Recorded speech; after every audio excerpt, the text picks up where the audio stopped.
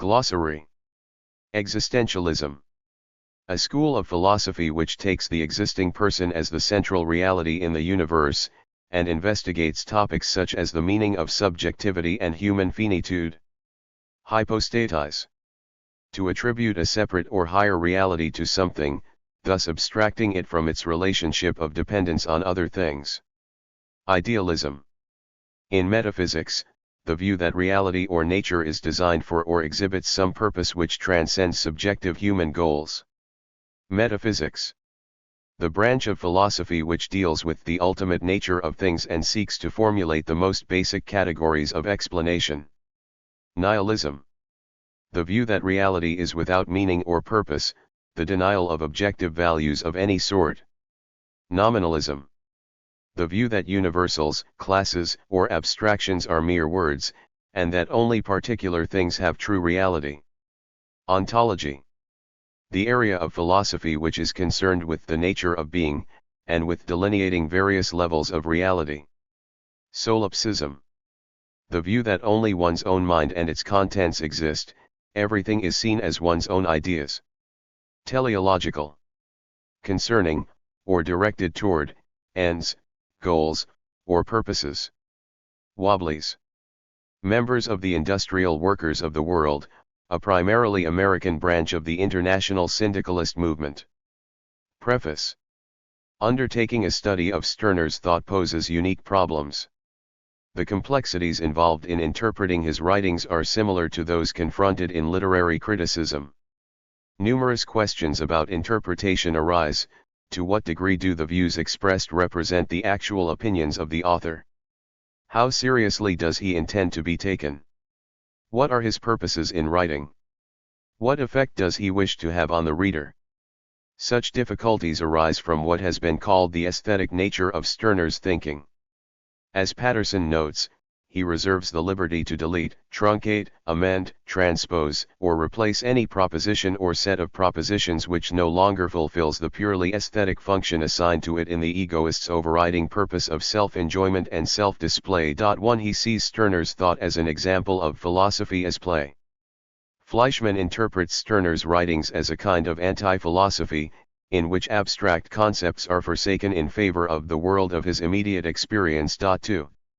It is true that Stirner's thought must ultimately be looked upon as a process of egoistic enjoyment for the author.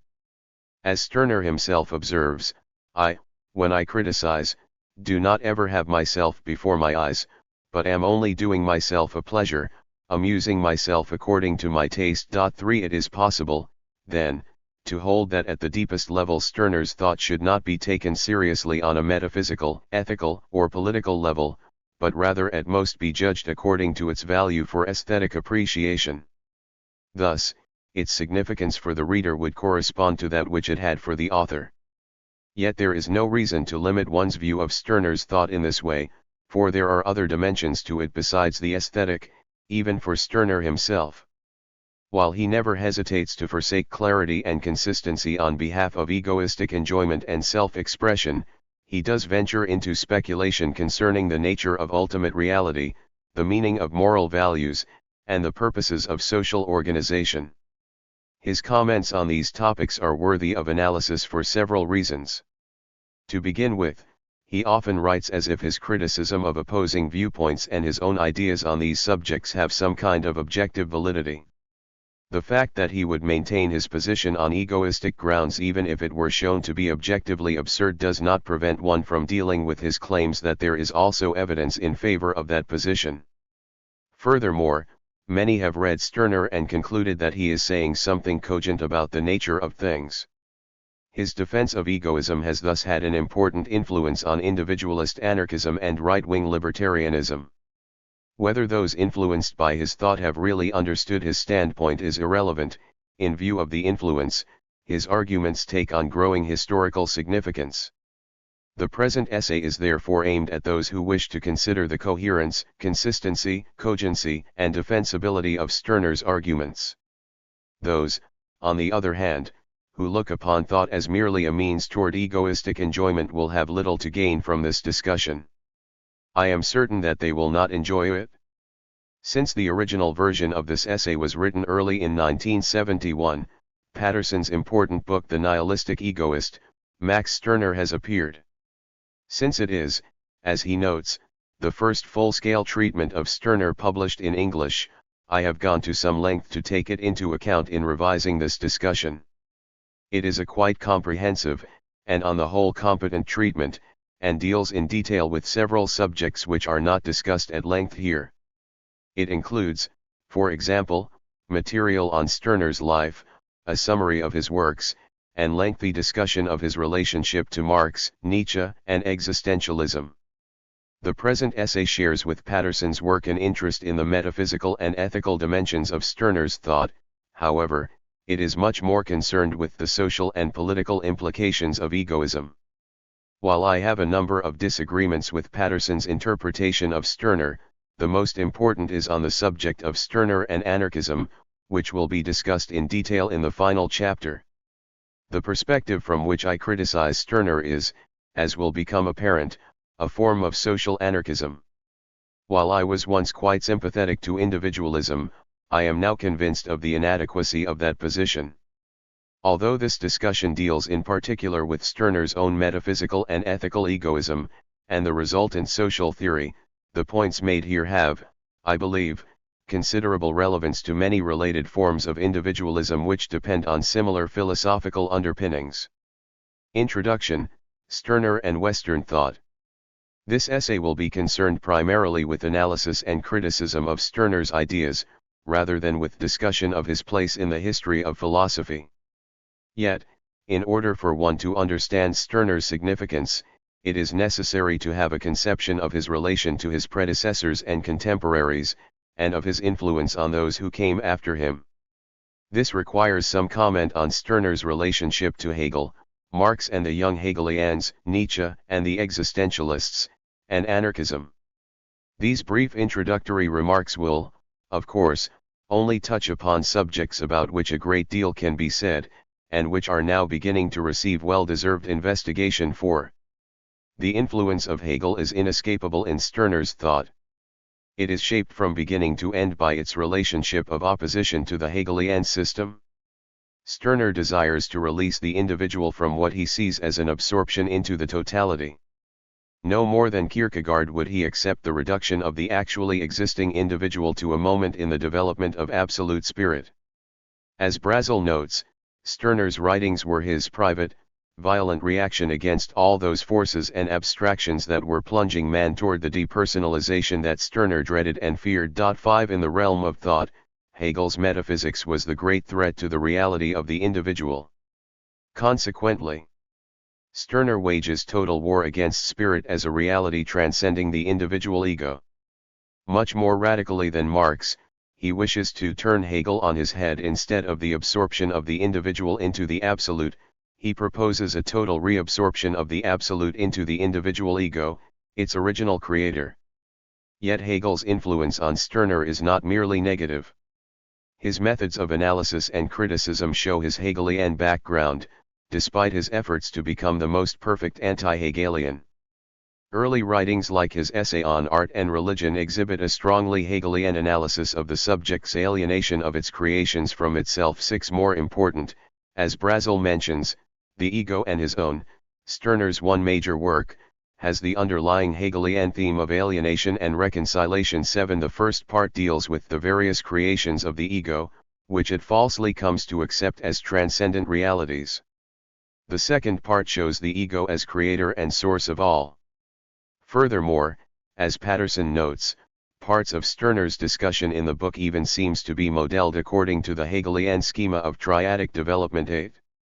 Stirner was not alone in his rebellion against Hegelian metaphysics. He was part of a remarkable group of thinkers of the 1840s who were similarly related to Hegel. All had been trained in the dialectical method, and all had rejected Hegel and sought to eliminate all traces of idealism from their thought. This group, called the Young Hegelians, included, in addition to Stirner, Marx, Engels, Feuerbach, David Strauss, Moses Hess and Bruno Bauer, to mention the most important members.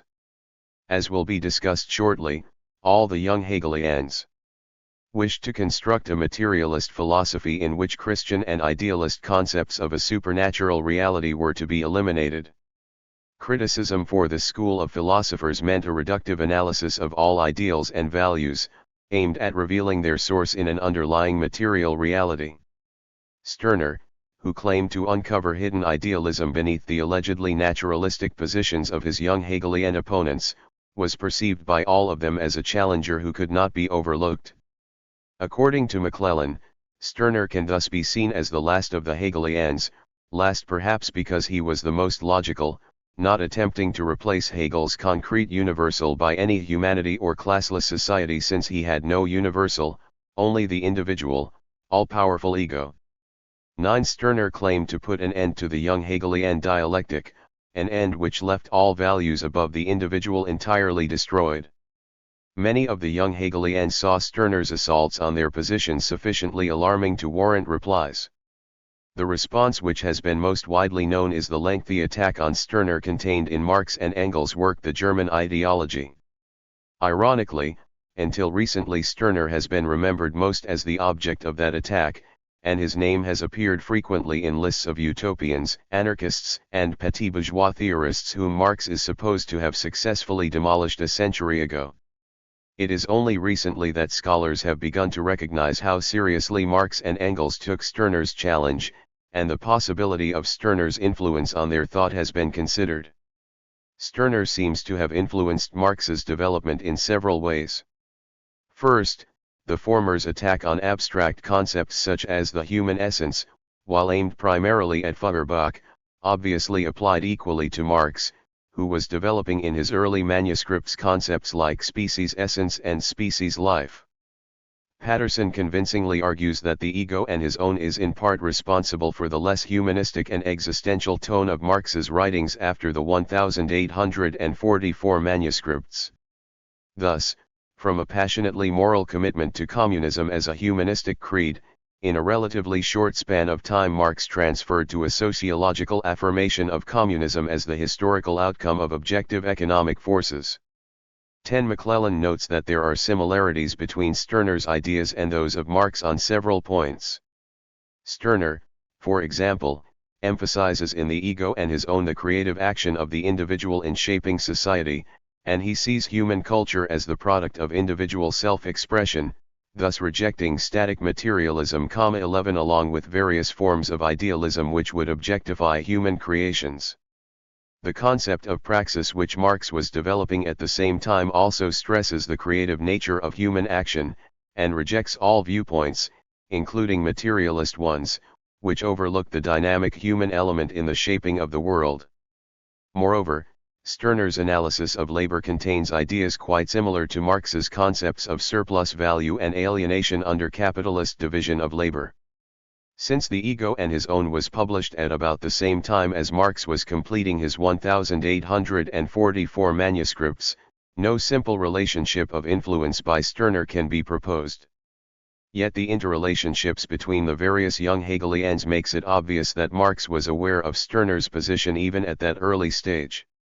The impact of Stirner's thought on the young Hegelians can hardly be overestimated in view of a startling letter from Engels to Marx, which is cited by Patterson. Engels reveals that after reading Stirner's book he was temporarily converted to egoism. Not only does he express agreement with Stirner's criticism of Feuerbach, but he admits that it is equally from egoism that we are communists. 12. The question of Stirner's influence on another major philosopher, Nietzsche, is one which has received a greater amount of attention, in view of the obvious similarities between the writings of the two thinkers in both style and content. Stirner's criticism of Christian morality and altruism and his call for an egoistic ethics are echoed by Nietzsche's critique of slave morality and his demand for a ruthless master morality to replace Christian and bourgeois values. Stirner's stress on the unique ego foreshadows Nietzsche's emphasis on the creative individual. The former's Unmensch might be seen to be in some ways a prototype for the Übermensch of the latter. Furthermore, both attempt to show the pursuit of power underlying human motivation. For these and other reasons, the two thinkers have often been linked as foremost proponents of egoism and individualism. In spite of these many similarities, the two thinkers ultimately clash on fundamental issues. Nietzsche, for all his emphasis on the individual, finally transcends egoism, if only for the goal of creating a higher individual. In advocating that individuals strive above all to produce a moral evolution of humanity, he breaks with Stirner, who wishes to put nothing above the actually existing ego. Nietzsche's master morality would be seen by Stirner as a new form of the despised idealism. As he states in a passage which shows both his closeness to Nietzsche and his distance from him, you are yourself a higher being than you are, and surpass yourself.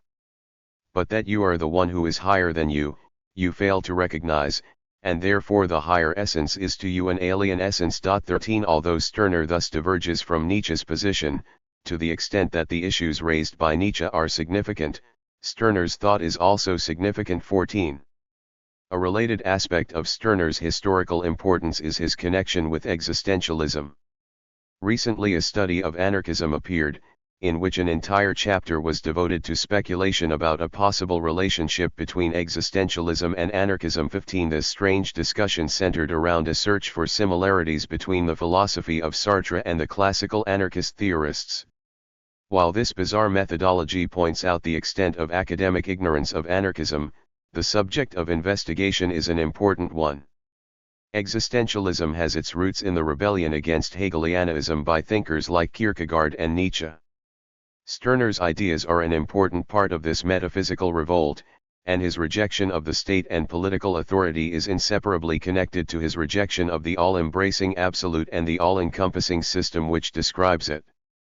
An examination of Stirner's thought verifies Patterson's contention that just as Kierkegaard is acknowledged to be the founder of Christian existentialism, it would seem that Stirner has some claim to be considered the earliest definite precursor of atheistic existentialism. 16 In view of his place as one of the earliest rebels against traditional Western philosophy, his rejection of transcendent values and affirmation of the individual has much greater historical significance than it has usually been accorded.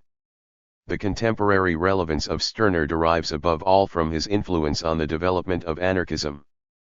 He is without doubt the foremost exponent of extreme individualist anarchism. His beliefs about the metaphysical priority of the ego, the necessity and desirability of egoistic action, and the contractual basis for human relationships lay the foundation not only for his own extreme egoism, but also for the individualist position in general. The growing numbers of individualist anarchists, anarcho-capitalists, and right-wing libertarians all adhere to a considerable degree to metaphysical, ethical, and political premises similar to Stirner's, and many look directly to him as a source of inspiration for their individualism. It is primarily through such influence that Stirner's thought lives on today, and, in fact, increases in importance. For this reason, an entire chapter will be devoted specifically to an investigation of Stirner's relationship to anarchism, and an underlying theme of all that follows is the significance of Stirner's thought in assessing the validity or invalidity of individualism. Chapter I, The Ontology of the Ego. Stirner and his fellow young Hegelians all prided themselves on their critical abilities. Indeed, their debates of the 1840s consisted essentially of an exchange of charges and countercharges about the adequacy of their attacks on idealism and religion. While all rejected such obviously idealistic concepts as God, the Absolute, and Geist, they engaged in a lively dispute over what was to take place of these discredited ideals. In Stirner's view, the other members of the Hegelian left had merely preserved the old religious categories under new names. In short, they had not been critical enough. His attack is directed most forcefully at Ludwig Feuerbach's humanism, which he believed to be the most formidable rival of his own position.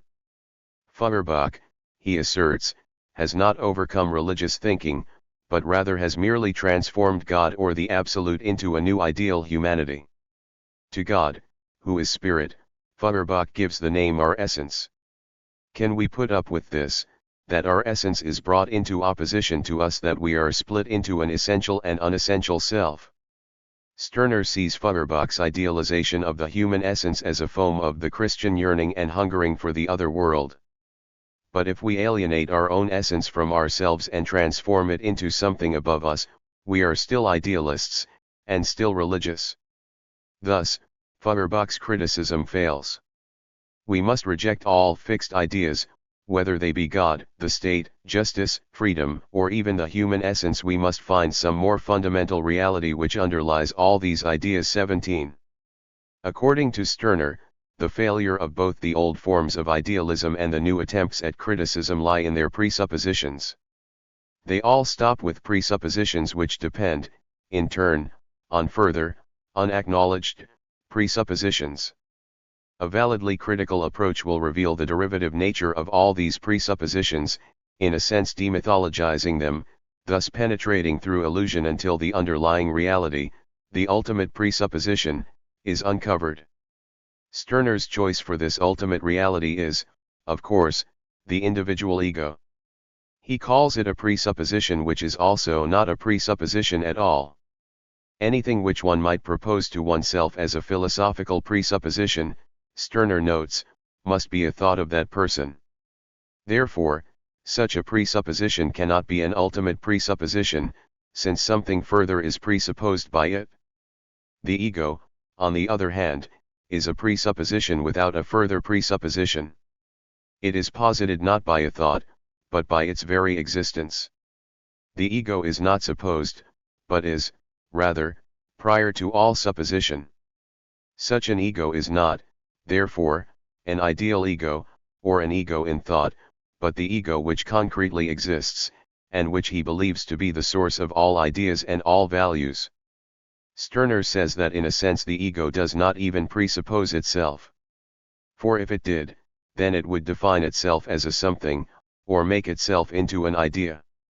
The ego presupposes itself not in this sense, but rather in the sense that I consume my presupposition, and nothing else, and exist only in consuming it. This statement is a confusing one, and lends support to the view of some that Stirner is a solipsist. It would seem that if the ego consumes only itself, that it is locked in a solipsistic world.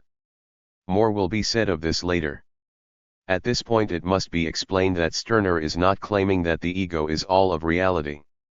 Rather, he is propounding a view of the self which in his view avoids the static conception which he thought to lead to idealism and Christianity, both of which all the young Hegelians dreaded so much.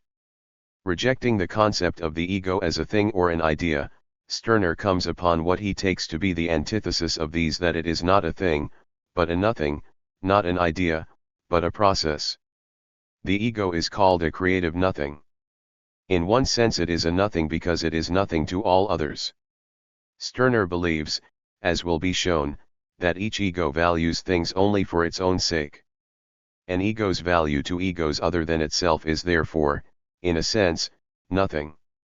But more fundamentally he wishes to explain that the ego is a nothing because it has no enduring form or substance. There is no one self which endures over a period of time, but a series of selves which appropriate within themselves and surpass the prior selves. I am not nothing in the sense of emptiness, but I am the creative nothing, the nothing out of which I myself as creator create everything. The ego thus has the position of being at once creator and created. Over each minute of your existence a fresh minute of the future beckons to you, and, developing yourself, you get away from yourself, that is, from the self that was at that moment. As you are at each instant, you are your own creature, and in this very creature you do not wish to lose yourself, the creator. You are not only creature but likewise your creator. In every action, the self surpasses itself and creates a new self, thus functioning as creator. The created self is at the same time again a creator, since its brief moment of existence consists in acting and thus creating a new self. The ego is the totality of these momentary selves, from the first self which acts and begins the series, to the last self which is merely created. Stirner holds that it is one ego which exists through all these selves, and that the entire process is a development of this ego. Several questions arise concerning this doctrine of creative nothingness. First, it can be asked why the ego must be introduced at all.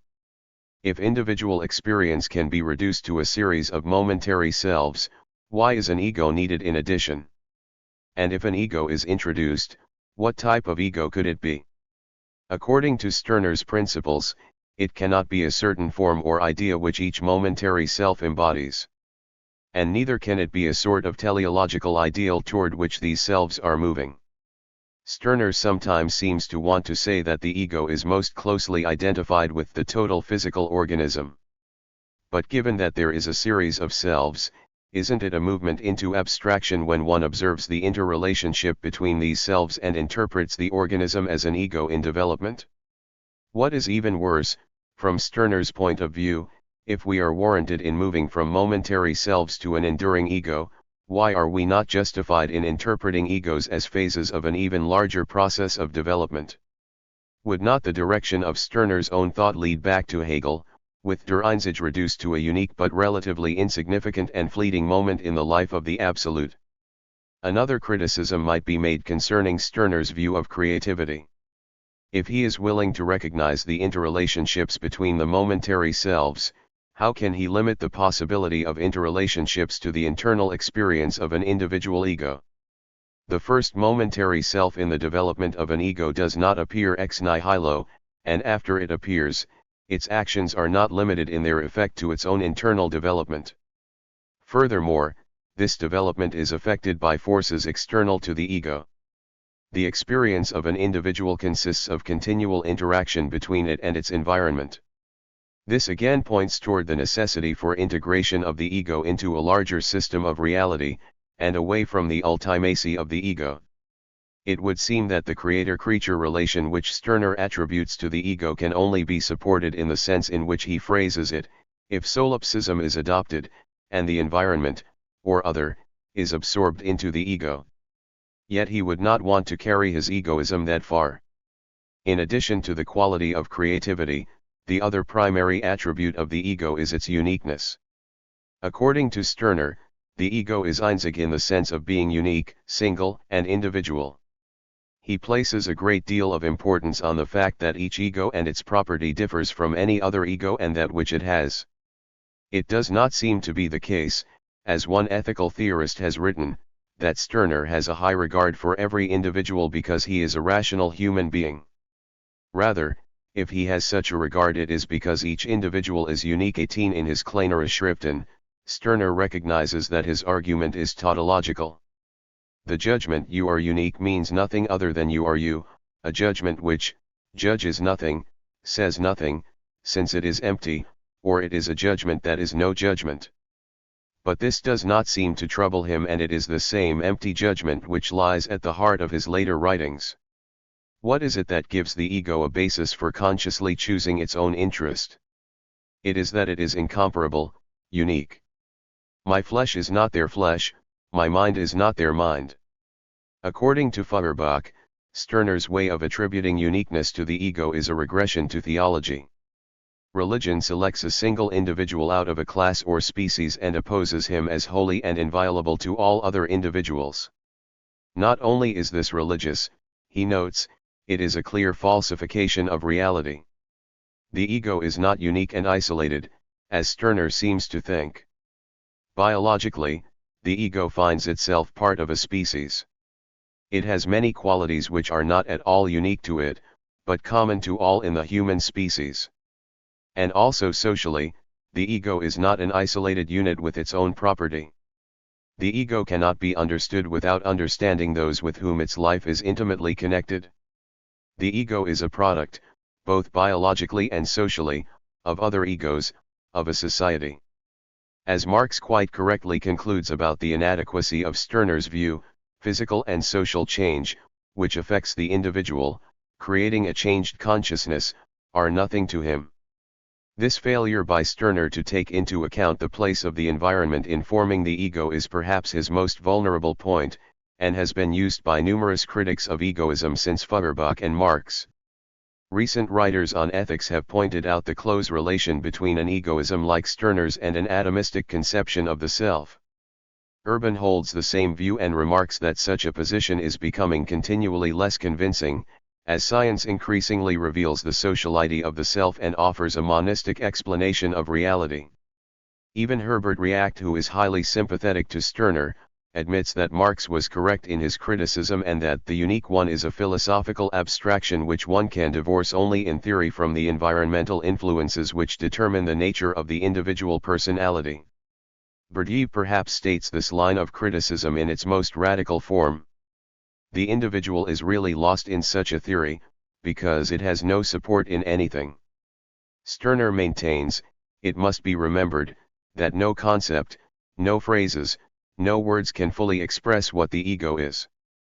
In view of this contention, it is surprising to find that he also asserts that the ego in some way corresponds to the human physical organism, even if this concept does not fully express the nature of the ego. Stirner often writes as if the ego were identical with the body. To have an egoistic interest requires that one has fallen in love with his corporeal self, and takes a pleasure in himself as a living flesh and blood person. This seems to imply that the ego is material to nature, and that it is closely associated with the biological life of the individual. Stirner clearly holds that the ego has no existence apart from this life.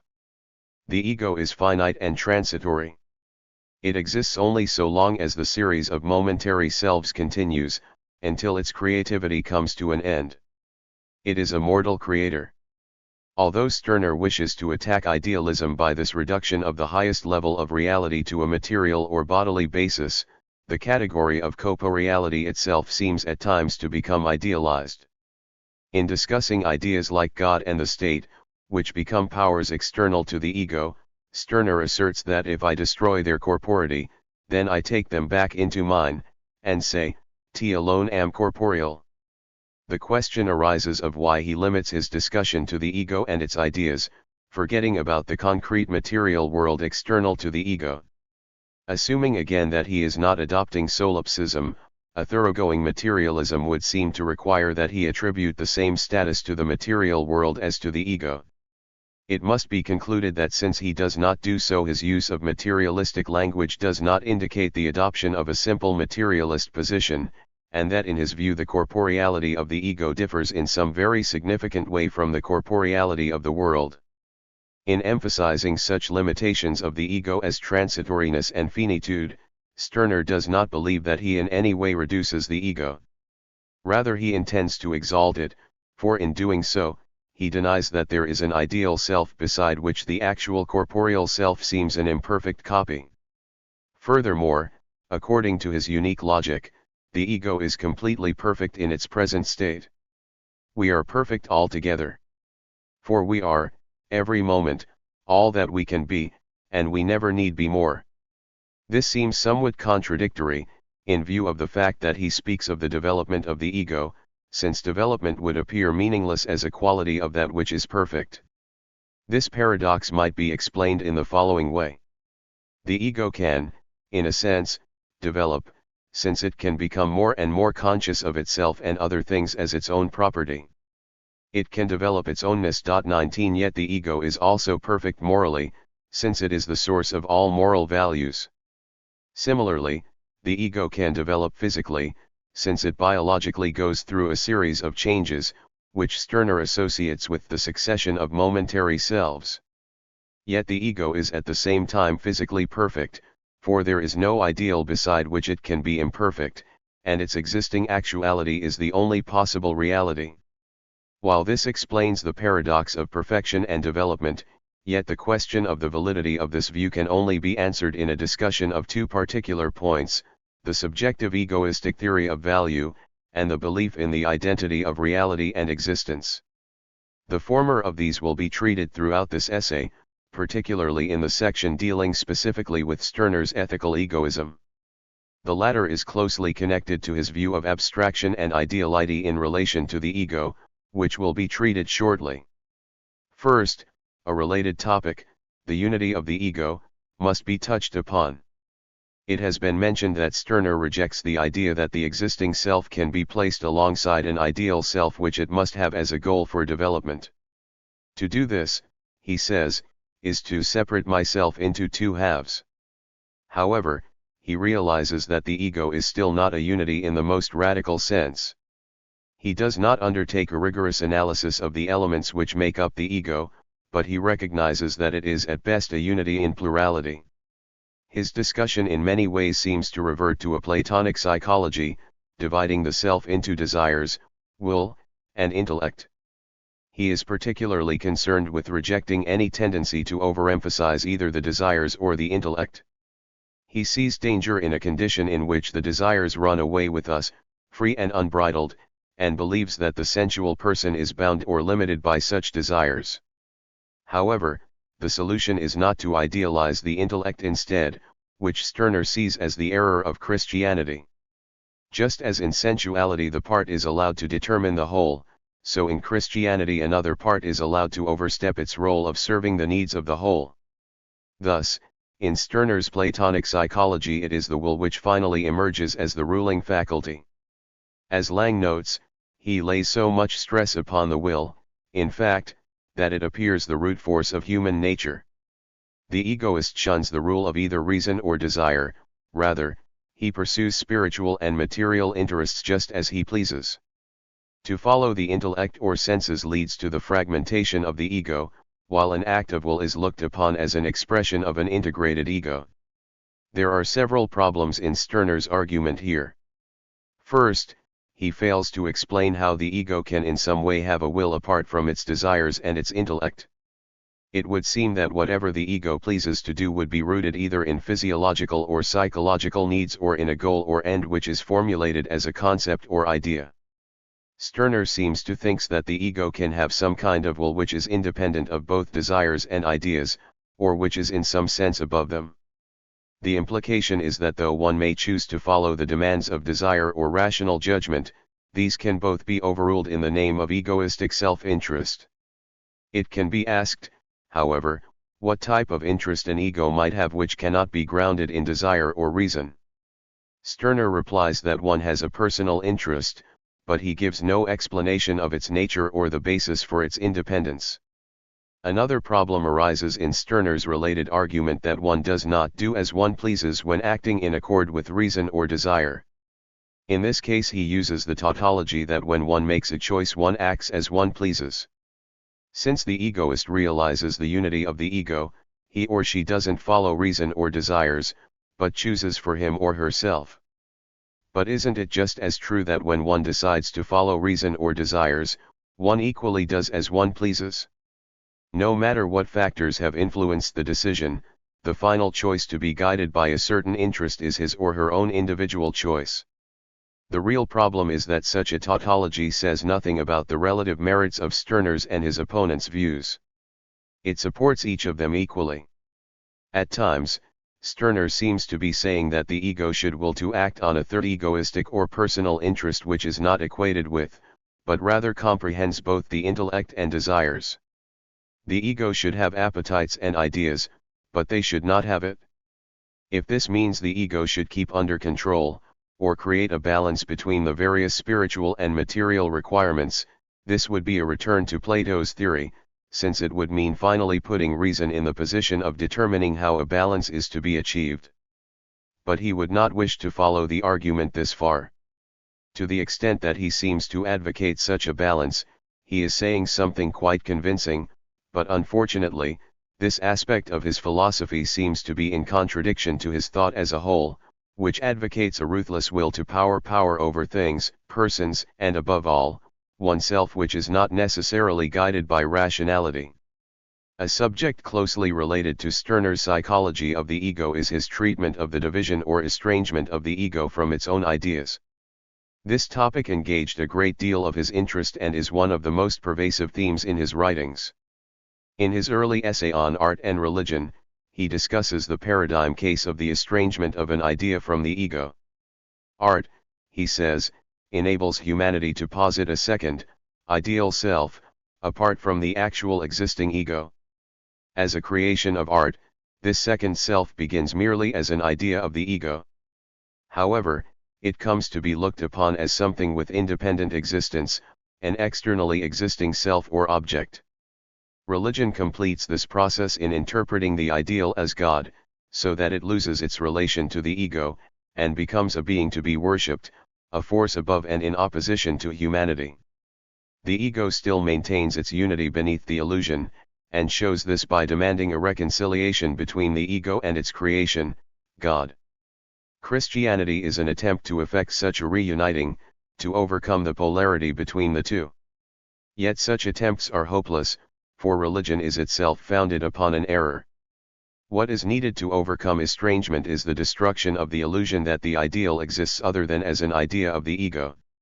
This means, Stirner concludes, that the destruction of religion and all forms of idealism is necessary. As has been mentioned, the method of analysis exhibited in this early discussion presents strong evidence of the Hegelian influence on Stirner, even though he has moved most of the way to his final egoistical position. In his later writings he continues the theme of the ego's estrangement of its ideas. However, the object of his attack is not so much the Christian concept of God, but rather the Feuerbachian human essence. There, the essence of man so closely associated with Feuerbach, is his primary example of the lingering force of religious ideas. The essence of man, he says, is put in opposition to the ego, just as God had been earlier. But, he contends, the ego is not its essence, it is neither God nor man. The ego is neither these nor any essence at all, for the ego is corporeal, while these are mere ideas. The ego is not man, but rather unman. It is something that does not correspond to any concept, including that of man. At this point it can be seen how closely Stirner's concept of the ego is related to both his materialism, which has been mentioned in the discussion of the corporeality of the ego, and to his nominalism, which derives from the former, and should be elaborated upon now. He makes it clear that in his view only the corporeal is fully real, that the ego is entirely corporeal, and that ideas exist only as a function of that corporeality. Ideas have no independent existence, but only a lesser, derivative reality, since they are not corporeal and depend on the ego for their being. As all ideas are mere thoughts of the ego, so universals have this status. The species, he says, is nothing. Abstractions like man are merely concepts in the mind, referring to nothing objective in reality, for reality consists only of particular things. It might be asked that if there is no basis for universals or species, how it is that one comes to have such general ideas. Stirner may have had good grounds for believing that these ideas do not correspond to anything objective in things. However, he does not present any arguments, and the fact that people do, in fact, have such concepts is left unexplained. It is taken more as a corollary of his egoism than a point to be defended in order to give support to his position. If Stirner fails to give sufficient grounds for his position in this case, his views on a related topic lead him into even greater difficulties. One holding a position like Stirner's might be expected to have difficulty with the problem of actuality and potentiality, which is closely related to the question of universals.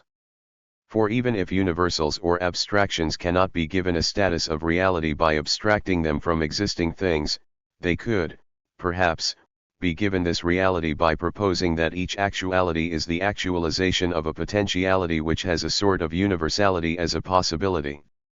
On this point, Stirner is quite consistent, if not very convincing. In his view, there is no unrealized possibility, for possibility and actuality coincide precisely. What is possible is only what is. To say that something is possible means only that one can imagine things being a certain way. There is not any real possibility that things could be that way, unless they do, in fact, finally come to be so. Stirner attempts to prove this contention in a dubious way by arguing that if we imagine something to be possible and it does not occur, then it is obvious that something stands in the way of the thing, and that it is impossible. This reasoning is, however, circular. The proof that something is impossible is taken to be that it is not actual. With such a criterion, it is not surprising that the only possibilities are found to be actualities. To prove his point, he should have examined the question of freedom and determinism, but instead he begged it. The implication is that he accepts a kind of determinism, as indicated by his statement that at all times everyone uses as much force as he possesses. At times he seems even to go beyond determinism to a sort of fatalism which seems simple-minded and utterly indefensible. In one lengthy passage he suggests that people are born poets, musicians, philosophers, or incompetents, and that their abilities or lack thereof will be manifested regardless of environmental influences. Strangely, he never seems to see any contradiction between his conception of an independent, self-creating ego, and these deterministic and fatalistic ideas. Stirner, then, rejects all ideas and essences in favor of the ego, which is real and particular. But it is questionable whether he has really escaped that which he attacks, and, if he has, whether the escape has left him in a position which he would desire. Eduard von Hartmann summarizes the situation very well. Stirner attempts to put the ego in the position of an absolute. But how can he do it? Either he places himself at the mercy of another enthralling idea, whose absolute sovereignty he recognizes, not however, for this or that reason, but blindly and instinctively, or he conceives the ego not as idea but as reality, and with no other result than the perfectly empty and meaningless tautology that I can will only my own will, think only my own thoughts, and that only my own thoughts can become motives of my willing. This tautology, it is clear, is the point at which Stirner finally arrives. The problem is that philosophically he can go no further, yet he wishes to, and makes an attempt to do so. Up to this point the positive qualities of the ego have been discussed: its function as a presupposition, its attributes of uniqueness, creative nothingness, finitude, corporeality, perfection, individuality, and unity, and its position as the source of all ideas and abstractions. But throughout his writings, Stirner contends that the ego cannot adequately be expressed in any such list of qualities. For this reason, he finds it necessary to engage in a sort of negative description of the ego, which, as some of his critics have pointed out, at times seems similar to the via negativa of many mystical theologians. The basic problem which drives Stirner to this negative path is that the ego, as the ultimate reality, is beyond the descriptive powers of any words which might be used to express truths about it, and as is even more important, it is above even these truths themselves. The ego is who, not that, a person or subject, not a thing or object, and thus its reality can only be found in life, not in words or concepts. The ego is fully real, since it is corporeal, independent, personal. However, truth has the opposite of all these qualities: it exists only through you, for it exists only in your head. Truths, Stirner says, are creatures of the ego. They are the thoughts of the ego given an enduring existence by being set down in words. It is questionable how literally he means this to be taken. Presumably, he does not propose that a fact, such as X exists, can be true or false according to the particular thought which happens to pass through the ego's mind, and is formulated as a proposition. Some, it is true, have apparently taken him literally and interpreted him as a solipsist. But although he seems at times to approach such a solipsistic position, it is not his consistent view. Apparently, what he means to say is that truths of the sort exemplified by the statement that some object X exists are so insignificant in comparison to a higher type of truth, that the word can hardly be used in that context. What he is concerned with is a type of existential truth, a truth which is not known, but which is lived. As long as one is interested in having the truth, one's concern is directed toward an object, and the unity of the ego is theatend. Instead, one must be true to possess the truth. Stirner does not seem here to be using the word truth in at all the ordinary sense of the term. He might have guarded himself against accusations of solipsism by using the term in its ordinary sense and proposing that although one can know truth in an objective sense, one must not allow any truth which is known to be placed above the ego, which is the highest value.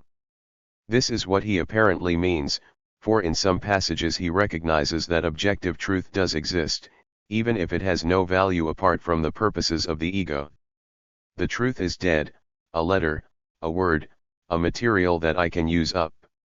All truth by itself is dead, a corpse. It is alive only in the same way as my lungs are alive, to wit, in the measure of my own vitality. Perhaps most significantly, he says that as the riches of this world do not make me happy, so neither do its truths. Since his own ego and his own enjoyment are of ultimate value, truth must be kept subordinate to these. Thus, although he sometimes says that truth is subjectivity, what he means is that he thinks that subjectivity is more important than truth. Although this interpretation gets Stirner out of the problem of solipsism, it does not help him avoid another standpoint he would not wish to claim, that of mysticism. This would seem to be the position to which he finally comes, for he concludes that after all attempts to express the nature of the ego in words and concepts are made, it is found that the job is done quite inadequately and that the ego is not accessible through these means. The ego does not seek itself in words, he says in his replies to his critics. The ego is unspeakable, but even more, unthinkable. No concept can express the ego, it can only give a name to it. The ego is finally seen to be an ineffable, incomprehensible mystery, realizable only through non-rational experience. The ego as a creative nothingness begins to remind one of concepts like the Ungrund of Bohm. Feuerbach notes the similarity in his article criticizing the ego and his own, where he relates Stirner's description of the ego to not only Oriental religions, but also Christian mystics and enthusiasts. Stirner's revelation of the means toward the apprehension of reality is as follows: only thoughtlessness really saves me from thoughts. It is not thinking, but my thoughtlessness, or I the unthinkable, incomprehensible, that frees me from possession. As in other forms of mysticism, the absolute is held to be beyond thought and the goal is described as liberation. Contrary to most forms of mysticism, Stirner's moksha, or liberation, consists not in the dissolution of the ego but rather in the affirmation of its individuality. The ego is itself the mystical absolute. While the charge that Stirner attempts to make a new God out of the ego was raised by Marx, Feuerbach, and other young Hegelians, and is held here to have some validity, Patterson denies that this is accurate. He contends that although the ego is the source of the moral order, unity, and metaphysical meaning of the universe, the ego does not literally create its sheer being. Furthermore, he holds that Stirner's nihilistic position implies that nothing, including the ego itself, is sacred. Since, in the last analysis, nihilism is the refusal to take anything or anyone seriously, it must also be the refusal to take nihilism, or the nihilist himself, seriously. Patterson is correct on the first point, that the ego does not literally create the universe. Yet the forms of religion which Stirner is criticizing, worship of humanity, justice, duty, and so forth, do not presuppose a universal creator. Stirner charges that Feuerbach makes humanity sacred not because he claims that it is the creator of the universe, but because he hypostasizes it by considering it apart from the individuals who compose it. But this is exactly what Stirner does when he raises the ego to an independent reality contrary to its objective place in the course of nature. Patterson is no doubt correct in his contention that a consistent nihilism would imply that not even the nihilist be taken seriously. But Stirner is not a consistent nihilist. He is very much concerned with ego-created values, and it is apparent that at times he does take a value like self-ownership quite seriously. As will be discussed in a later chapter, he can accept the loss of any object with humor because no thought and no object is taken seriously. He can cast them all aside, for he is the owner of all of them, and they do not own him. But never does he say that he as the owner does not take himself, the creator of all values and the ultimate reality, seriously. The truth seems at times quite to the contrary. Thus, the charge of mysticism seems to have some grounds. Furthermore, Stirner's version of mysticism seems to have fewer redeeming qualities, when judged in the light of reason, than other forms. Traditional mysticism can claim to be rationally significant on two grounds: that it shows a considerable degree of uniformity and internal coherence throughout history and across cultures, and that it bears enough relation to other areas of human experience that it seems justifiable to assume that it presents an approach to certain dimensions of a reality common to all. Whether these contentions are true cannot be investigated here. However, Stirner's case seems clear. It is an individual, isolated phenomenon, and thus comes to appear not as a contribution to one perspective on reality, but rather as an aberration. Thus far the discussion has been concerned primarily with the nature of the ego itself. It is now necessary to give a bit more particular attention to the relation of the ego to what is other than itself. Stirner's treatment of the relation between the ego and the other is usually kept within the framework of his discussion of property, a fact which easily leads to misunderstanding. He treats a variety of phenomena in terms of their character as property of the ego. For example, goals, ideas, truths, and laws are spoken of as the ego's property. He goes even so far as to speak of other individuals as the property of the ego, and, in fact, of everything being its creation and property. Marx comments that Stirner should have been satisfied with the tautology that everything the ego conceives of is its property, since it is its property as an idea, its speculative property. But rather, he says, Stirner takes the irrational position of claiming everything he conceives of as his real, rather than ideal, property. Although this interpretation of Stirner seems unjustified, Marx also makes the stronger criticism that everything alien become a mere appearance, a mere conception, so that Stirner thinks he can change conditions in the world by a mere change of consciousness, rather than having to deal with concrete material and historical realities. Stirner encourages criticism like Marx's by statements such as the following: "To me you are only what you are for me, to wit, my object, and because my object, therefore, my property." This might be interpreted to mean that others have existence only because of their relation as object or property of the ego. But he does not mean this.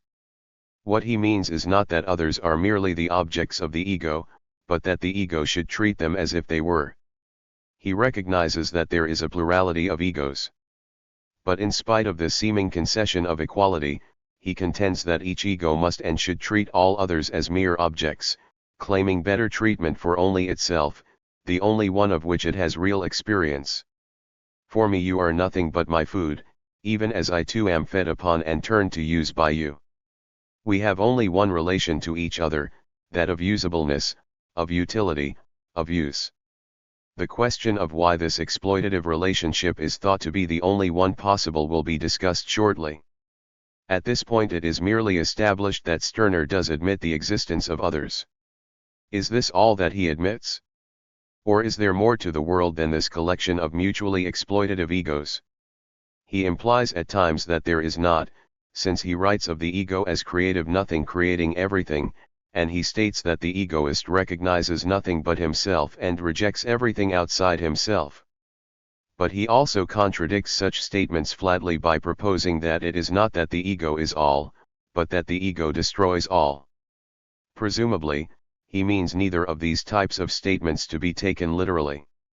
For he does accept the independent existence of the external world. This is seen by the fact that he makes a distinction between feelings and thoughts which are aroused by things, and those which are given to the ego by other individuals. He approves of the former, which are apparently the raw objective data which can be given a subjective value by the ego. The latter, which consist of an absorption of the values of others by the ego, are rejected. He does not say that objects are created by the ego, but rather that the predicates of objects, by which he means the values which are put on those objects, are the ego's creatures. Thus, the ego does not create all, but rather destroys all, in the sense that all is looked upon as means toward its ends. Everything is seen as capable of being consumed in the egoistic pursuit of power. Shaw is no doubt correct in his suggestion that Stirner would like to be a solipsist but is forced to reluctantly admit the existence of the world. Failing in his attempt to deprive the world of existence, the individualist has done all in his power to dismiss it as something inferior and malign. 20. This, then, is the metaphysical framework for Stirner's egoism. His world is a world of finite, corporeal egos which, in spite of this corporeality, cannot be described fully in terms which apply to material things. This world also includes an objective realm of objects which, in themselves, are neutral in value. Each ego uses these objects as it pleases, and thus gives them meaning. Each ego, furthermore, must and should treat all other egos in the same way as it treats objects as means toward its own self-interested ends. The validity of the theories implied in this last contention is a central question of this essay. These theories, psychological and ethical egoism, must now be considered. Chapter 2, Psychological Egoism. The first part of this essay has been concerned with Stirner's view of reality. This view is metaphysically a type of egoism, since, although it does not maintain that the ego is all of reality, it does hold that the ego is the highest level of reality, and that everything else is without meaning except in relation to the ego. The qualities which Stirner attributes to the ego give it a sort of metaphysical superiority to all else. In fact, as the other young Hegelians correctly point out, it is the kind of metaphysical superiority which religion attributes to God. One might therefore say that in his view the entire cosmos exists only for the sake of the ego. Even in this metaphysical side of Stirner's philosophy, the problem of ethics and value comes immediately to the fore. For the question of value is implied in the relation between the ego and the other. As he turns from metaphysics to explicitly ethical questions, Stirner reveals even more the egoistic character of his thought. If his metaphysics gives the ego a place at the center of all of reality, his ethics makes the ego the totality of moral reality. It is this latter side of Stirner's egoism which must now be considered. There are two senses of egoism which are of fundamental significance to ethics. The first of these, which might be formulated in a variety of ways, is expressed simply by Hospers as the proposition of belief that we should try to maximize our own intrinsic good and ignore everyone else's. This type of egoism, ethical egoism, is one of the basic alternatives to which ethics must address its attention. Yet, there is another sort of egoism which is also of utmost importance to ethics, and it must be considered before ethical egoism itself can be evaluated. This is psychological egoism. According to Hospers again, this view holds that not merely people always do what pleases them, what they want, etc., but, it is psychologically impossible for them to do anything else. People invariably do what pleases them by a law of their own nature. It is a matter of dispute, first, whether this statement is true or false, and secondly, if it is true, what bearing this will have on ethics. Since Stirner makes psychological egoism a central tenet of his ethical position, this theory must be examined if an adequate assessment of his egoism is to be made. According to Stirner, it is true not only that all individuals have egos, but also that they are egoists. It is in the nature of every ego to follow its own interest. All that one does is for one's own sake, and nothing is done for the sake of the welfare of others. People are, he says, totally self-serving beings. He recognizes that it is usually thought that certain actions of people are altruistic, and that individuals are themselves classed as either egoistic or altruistic to varying degrees. He believes, however, that this is an error, and that the basis for the mistake is that people have not analyzed human conduct closely enough. They have not traced actions back to their source. If they had done so, they would have found that both the outright egoist and the apparent altruist are in truth egoists, for both pursue their respective goals for the same reason. Each acts as he or she does because of a belief that it is for his or her own best interest.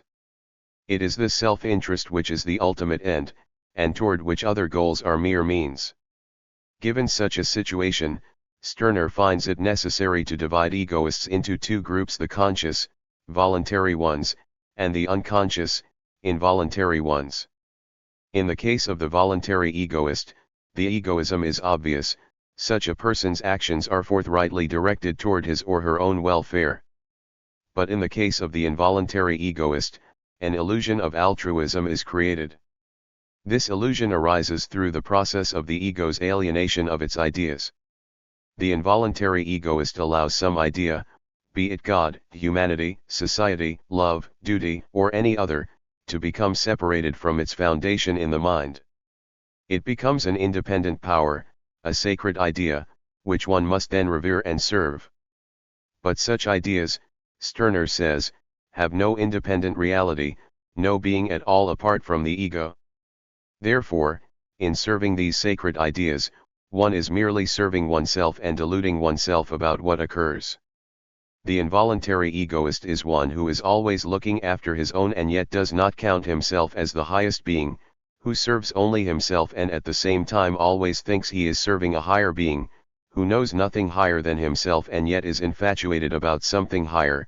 Fundamentally, Stirner's argument is that since there is nothing higher than the ego, when one thinks one is serving something higher, one is merely serving one's own illusion of such a thing and thus serving oneself, the ego. It should be evident that this part of Stirner's argument has its entire basis in his own metaphysical outlook, and would have no cogency for those not sharing his presuppositions. And considering the tenuousness of these presuppositions, he has so far built a rather shaky foundation for psychological egoism. He attempts, however, to strengthen this foundation through an analysis of altruistic actions which purports to make evident the egoistic nature of these actions, and indeed, all human conduct. Stirner attempts to prove his case through a consideration of unselfishness. Unselfishness, he says, is always egoistic. Many people, it is true, believe it is best to be unselfish. But this belief is always based on an underlying assumption that to do so is not merely best, but best for them.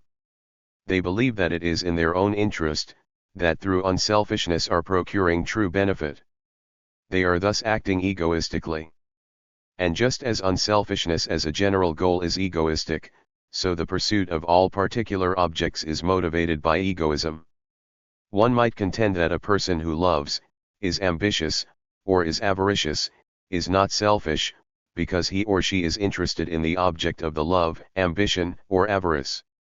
But such people are still egoists, if less efficient ones than the self-admitted egoist. The conscious egoist surveys all his or her many desires and either follows them or rejects them in accord with what Stirner calls one's personal or egoistic interest, which is superior to any particular desire. The unconscious egoist subordinates to one desire both other desires and this all-important egoistic interest. Such a person is still an egoist, for it is still his or her own passion that is followed. But such egoism is one-sided, unopened, narrow egoism, it is possessedness. Stirner particularly emphasizes the fact that love is such a type of egoism, since it is so often cited in defense of the existence of altruism. I love because love makes me happy, I love because loving is natural to me, because it pleases me. He admits, in reply to Moses Hess's criticism, that one does not love as a mere means to enjoyment. But still he thinks the motivation for love to be an egoistic choice by the individual. In reply to another critic, Kuno Fischer, he says that the idea of a love consisting in self-sacrifice is absurd, because loving is obviously something which we do because we feel love, because love greatly pleases our hearts and our senses, and because we experience a higher self-enjoyment in love for another being. A number of other cases of supposed altruism are similarly explained to be egoistic. Creativity is an example. The creative person doesn't discover a truth in order to help others, but for his own sake, because he desired it. Presumably, Stirner would say that if the creator is an involuntary egoist, he or she would think he or she acted in order to help others, but in fact would do so because he or she desired to, and would still be an egoist. Or if he or she did so because it is right to help others, he or she would be egoistically acting in accord with his or her own idea of duty. Religion is in the same way egoistic, for one cares about God and the laws of religion only because one believes that in following them one is doing what is best for oneself. If it were ever found that they only harm you, that they reduce and ruin you, to a certainty you would throw them from you just as the Christians once condemned Apollo or Minerva or heathen morality. Even friendliness and community are motivated by egoism. Some would hold that the sociable person is more altruistic, and only one who seeks solitude is an egoist. But both the sociable and the solitary person are egoists. If I seclude myself, I do so because I no longer find enjoyment in society. If I remain with people, I do so because they still have something to offer me. To remain is no less egoistic than to seclude oneself. Other examples scattered through Stirner's writings follow the same reasoning. Stirner's argument in each case is based on the fact that the ego is the center of all its experience, that it has no ideas, no motives, no objects which are not its own. He recognizes that such an argument is a tautology. In his replies to his critics, in arguing that all, including his three critics, are egoists, he says he is satisfied to express nothing but an identical judgment, in which he says that Feuerbach does absolutely nothing but that which is Feuerbach's, Hess, nothing but that which is Hess's, and Zeliga nothing but that which is Zeliga's. But even though this is tautological, it has, he believes, an ethical significance. Given each individual's necessary perspective as the center of his or her world, one must be an egoist, for one's actions must be governed by one's own decisions. The ultimate source of the decision to act is the ego itself, and all actions are thus egoistic actions. Stirner's arguments for psychological egoism are, to say the least, unconvincing. The case against physiological egoism, and thus against Stirner, has been summarized very well by Bradley. When we are told that we do nothing but that which we want, we answer, yes, for to us that is tautology. But this was not all. We do what we want, and we do it because we want to do it. What are we to say to this? We say it is either senseless or false. It is clearly the case that Stirner accepts both of the propositions which Bradley attacks. He wishes to stress the fact that the ego is the center of its universe, and that its acts are egoistic acts, acts which arise out of an act of will. And he furthermore wishes to argue that the ego acts in a certain way because it is its will to do so. The will of the ego is always to seek self-satisfaction, and actions are determined by this desire to serve the self. Both parts of Bradley's proposition should be discussed in more detail. First, the statement that we do only what we want is a tautology must be considered. Stirner and other egoists, in holding that one does only what one wants, use the evidence that one can only act through one's will or choice. No matter what influences may bear upon the individual's choice to act, the choice is finally one's own. Stirner mentions three possible cases. An individual may choose to act in accord with his or her simple desire for something, in which case it is clearly his or her own will or choice which determines the action. Or one may be convinced to act in a certain way by various influences which Stirner would consider enslaving morality, religion, custom, etc. But still the individual acts egoistically, for even if one is unwise to accept these alien influences, one does it because one ignorantly believes they are in one's own best interest. And finally, even if one is forced into an action by physical coercion, it is still an act of one's own will, for one has decided that the act is more in one's interest than to resist the force. Every example of human action can be analyzed in this way, so the conclusion is made that all action is egoistic. A fundamental problem with this type of argument is that it would work equally well as a refutation of egoism. Instead of pointing to the final stage of the decision-making process, one could just as easily make use of the beginning. In one sense, the source of a decision to act is always found in the ego, but in an equally significant is never found in the ego. If one has a desire for an object, actions aimed at gaining that object are motivated by the object itself. If an action is influenced by an ideal of religion or morality, religion and morality are what motivates the action. And if force impels a person to do something, the force determines what is done. An individual's choice to succumb to the influence of desires, ideals, or force is really in one sense a matter in which one has no true choice. For the alternatives available are governed by the variable forces which may come into play in any situation, and one does not control what those alternatives may be. For this reason, no choices and no actions can ever really be egoistic, since they are controlled by influences which are independent of the ego, and are directed toward objects which are independent of the ego. A purely egoistic action would be an absurdity, because it would have no content. If I decide to act in a determinate manner, to pursue an object X, then I am not acting out of pure egoism, but I am allowing my will to be determined by X. To be an egoist, I must abolish all excess, I must absorb all excess into myself and retreat into solipsism. Unless this is done, and so long as an interaction between the self and the other is allowed, altruism cannot be avoided. At least this is the conclusion if the preceding line of reasoning is followed. A more fruitful path would be pursued, as will become clear, if the question of egoism versus altruism is decided not on the basis of the factors which determine a choice but rather on the kind of choices which people make. For any argument which uses evidence like I act according to my will, or my will is determined by the choices available to me is dealing with trivialities. The important question is, given the willing subject, and the choices available to for what does it choose to do? Stirner's error is that he wishes to use the trivial truth that we do what we want to do as the basis for an egoistical philosophy. But as Butler notes, the egoism demonstrated in such arguments is not at all what people mean by egoism or self-love.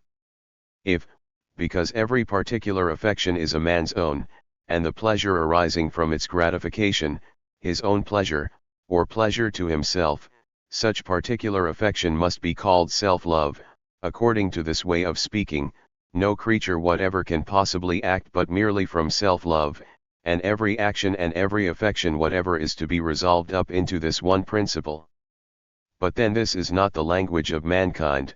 Hospers agrees that arguments like Stirner's do not prove that people do what they want in the usual sense of the phrase. He notes that according to the language of mankind, people often do what they do not want.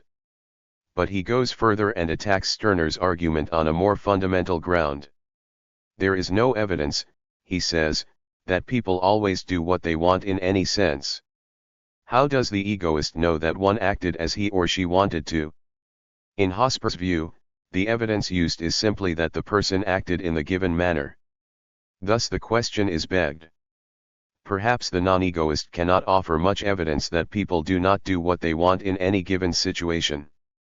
However, the one example of certain evidence which the egoist can give, Introspection 21, would seem to be more easily used in proving that there is at least one case of non-egoistic action, as opposed to proving that all cases are egoistic. At any rate, arguments like Hosper's point out that the question of whether one always acts as one wants can certainly not be dismissed as having an obvious affirmative answer.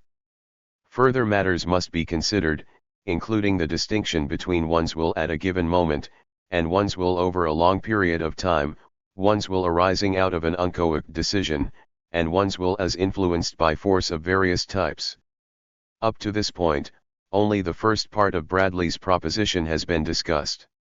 The second part, that we do what we do because we want to do it, is at least as significant. Bradley says that this phrase can have two meanings. If it means that it is a want or desire, which moves us to act, it is senseless. It would be mere repetition, only duplicating the thought contained in we do what we want. But he goes further and maintains that the statement we do what we want because we want to do it, is false. It is false if we mean that some feeling of private satisfaction is held to be the end for which things are done.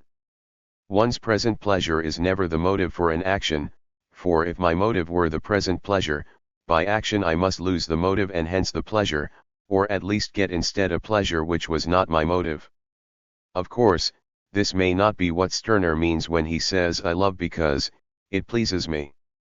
But he does seem to mean that he chooses to love, if not for present pleasure, at least for expected pleasure, and that all choices are made with such motives of benefiting the self. What he does not see is that he is taking what is in some cases a byproduct of action and making it in all cases the motive. Admit that of several desires the strongest prevails, admit that of alternative pleasant objects we must choose the most pleasant, yet this is not to admit that we choose between the ideas of pleasures.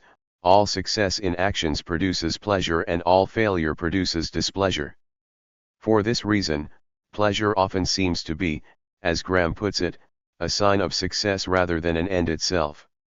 Stace notes that all motives aim at success or self-satisfaction, and that if a distinction between selfishness or egoism and unselfishness or altruism is to be meaningful, the kind of motives which people have should be the concern, rather than the fact that reaching goals produces satisfaction.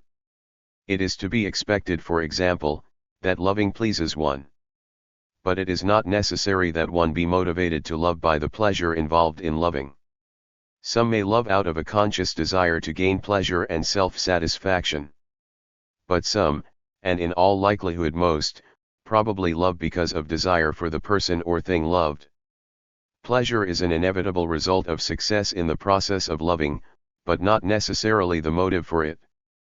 Green analyzes very well the basis for the misconception which is now under discussion, and offers additional evidence that such an analysis is correct. Green, like Bradley and others, notes that it is the fact that self-satisfaction and pleasure are always present with the achievement of goals which leads some, like Stirner, to conclude that pleasure or self-satisfaction is always the goal. It is the consciousness that self-satisfaction is thus sought in all enacted desire, in all desire that amounts to will, combined with the consciousness that in all self-satisfaction, if attained, there is pleasure, which leads to the false notion that pleasure is always the object of desire. But on the contrary, pleasure can never be the object desired, since the possibility of pleasure presupposes the desire and its fulfillment. Butler makes this same point, noting the necessity of a prior suitableness between the object and the passion, if pleasure is to exist at all. Many ethical theorists give examples to support this point. Hospers, for one, says that it is conceivable that one could desire honor and respect after death, and that one does things which might be in themselves disagreeable in order to pursue this goal. It might be proposed that one is acting so that one could get the present satisfaction of imagining the fulfillment of one's desire. But this is to overlook the fact that if one did not first desire the object posthumous respect, he could feel no satisfaction in the thought that this desire would be fulfilled. G. I. Lewis gives another example. An action which may have results in the interest of the ego may still be non-egoistic in purpose, as when one gives money to someone in need. The conscious purpose of the donor is to help another person. Pleasure certainly results when one sees that the action has achieved that goal, and there is evidence that a person in need of help has in some way been assisted. However, if the benefactor later finds out that the needy person was a fraud, and was not really in need of assistance, then the result changes from pleasure to displeasure and indignation. Presumably, if the end were pleasure, the benefactor should be unaffected by the discovery, since he or she had already gained the desired object. But the case is that the object or end has been defeated. 22. In view of the arguments and examples mentioned, it must be concluded that actions which are not directed towards self-satisfaction are possible. This is not to say that all actions are non-egoistic, but merely that the distinction between actions which have an egoistic motive and those which do not is a valid and meaningful distinction. All actions should not be classed together, as in Stirner's thought, under the category of selfishness. Butler divides actions which might be called egoistic into two types, which he calls cool selfishness and passionate selfishness.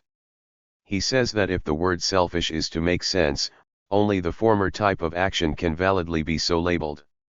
The latter, which consists in particular movements toward particular external objects, is not really selfish, since it results from a desire for an object, and is only interested in the tautological sense that all action must proceed from the will of an individual.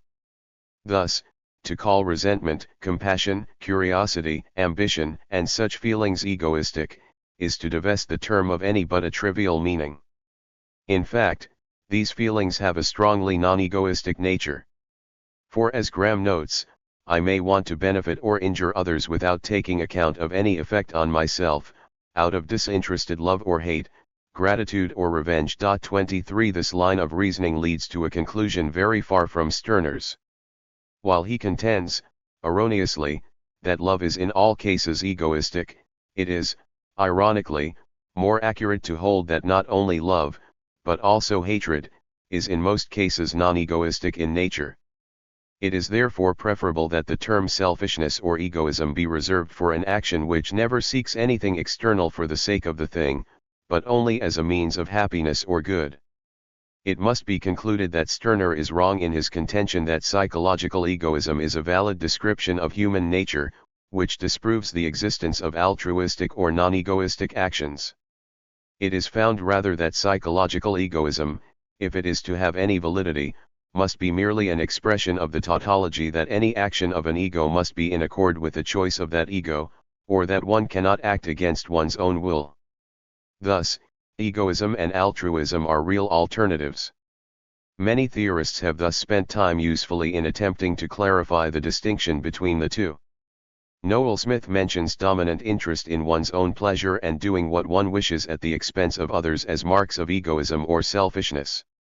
Graham contrasts acting in the hope that one will ultimately benefit from one's action, which is egoistic, to acting out of a desire for an object, which is altruistic. He subdivides altruism into negative and positive varieties, the latter of which would include what is usually called altruism. Schlick sees the hallmark of egoism as inconsiderateness, that one pursues one's own interest untroubled by the desires and needs of others. Other writers mentioned, particularly Butler, Bradley, and Green, would follow this same analysis. All of these views seem very much in accord with the definitions cited from Hospers. The conclusion implied by these writers is that the word egoistic can consistently and intelligibly be applied to actions which have as their motive the welfare of the individual acting, and which do not take into consideration the welfare of others. And non-egoistic can be used in reference to actions which have as their motive the desire for an object or the pursuit of a goal other than the actor's own welfare, regardless of the effect which the action may have on the actor's welfare or the pleasure or displeasure it may produce for him or her. Chapter 3, Ethical Egoism. Stirner believes that the question of egoism versus altruism as it is usually posed is a meaningless one in view of his arguments that all either openly or unconsciously act egoistically. For this reason he does not attempt to show that egoism is superior to altruism, but rather that conscious egoism is preferable to covert egoism which goes under the name of altruism. Since his arguments for psychological egoism are unsuccessful, the basis for such a distinction is undermined. However, given that he had not succeeded in reducing altruism to another form of egoism, Stirner's discussion of the opposition between conscious and unconscious egoism can be looked upon as an argument for the superiority of ethical egoism to altruism. The question then is, given that he has failed to establish the validity of psychological egoism, can he justify egoism as an ethical position?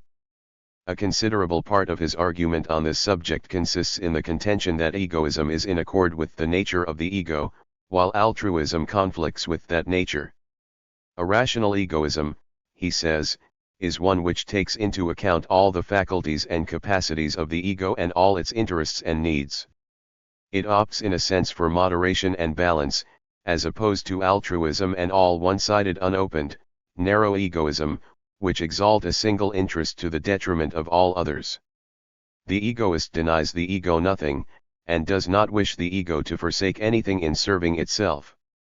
The ego should pursue its interest in everything which attracts its attention, but it must make sure that all its interests are genuinely its own, and are not forced upon it by some alien authority. Conscious egoism is in a sense an affirmation by the ego of all that exists. It advises the ego to accept everything, to make everything its own, but always to do this for its own sake, and on the basis of its own authority. Stirner contrasts this concern for the entire ego to the denial of certain elements of the ego's nature which he sees as the error of altruism. He believes that in subordinating one's conscious self-interest to the interest of another ego or some idea, one is denying one's own desires. This, he believes, is still at its root egoism, but it is a cheated egoism. 24 While the nature of the ego is to affirm itself to the maximum degree, the altruist finds it necessary to deny part of him or herself, to practice self-renunciation. As would be expected, the part of the ego which Stirner believes to be especially repressed by the altruist is the will. Earlier, his view of the will as the highest faculty of the ego was mentioned. His critique of altruism depends greatly on this outlook. As he writes in an early essay, altruism or love does not allow the development of the will, which first gives one the dignity of a free man. Stirner's argument here presupposes that the will can be defined as a faculty which expresses in its acts the interest of the whole ego, as opposed to the interest of a mere part which may conflict with that of the whole. But it has been shown that he merely assumes this unique position of the will rather than giving evidence for it. Furthermore, it is not as obvious as he believes that it is only egoism which allows the will to develop. In fact, given his own assumptions, it is obvious that all actions, whether egoistic or altruistic, are the result of acts of the will of the ego. Whether the altruist realizes or overlooks the fact, says Stirner, all his or her actions are expressions of that will. Given Stirner's belief in the centrality of the will in all human action, it becomes meaningless to use the fact that one follows one's own will as an argument in favor of any particular ethical theory. Even an argument that conscious egoism produces a stronger will is questionable, since there is evidence that people have the ability to will strongly both selfish and unselfish actions. Stirner himself gives examples of religious and metaphysical fanaticism, which are, in his view, willing strongly to subordinate all else to an alluring idea. 25 Stirner's contentions that egoism produces a unified person, and that it is necessary for the development of the will, are, then, seriously open to question. He makes a further attempt at a justification of egoism on the basis of his view that altruism is a form of ignorance, and that ignorance cannot be preferred to knowledge. Could he show that only egoism enables one to will intelligently, then he would give a compelling argument for his viewpoint. Unfortunately for his case, his argument consists of a great deal of question-begging, for it is based primarily on his denial of reality to ideas and abstractions, for which he fails to give convincing evidence. His reasoning again resorts to a tautology, in this case, that all one's ideas are one's own. When one formulates some goal or principle of action, one is formulating one's own idea. The fact that they are one's ideas is taken as evidence that they are nothing more than one's ideas. Egoism is the realization that all moral principles and ideals are the property of the ego, having no independent reality, while altruism is ignorance of this, the belief in independent moral ideals. Stirner applies these ideas to concepts such as rights and duties. We can have no duty to do anything, he says, for duties are only ideas. Neither society, God, nor a moral law can be the source of duty, since none of these are egos, and only egos have full reality. One has no duty even to oneself, since this would imply a division of the ego into two selves, one of which must sacrifice itself for the welfare of the higher one. But the ego is a unity and acts only from will. Belief in duty is ignorance of the fact that the concept is a mere abstraction, created by the ego, and that there is no source for guiding conduct other than the will of the ego. The concept of right gets a similar treatment. The idea of right, like all ideas, has been created by the ego. But through ignorance of its nature it has been transformed into absolute right, that which is absolved or unfastened from me.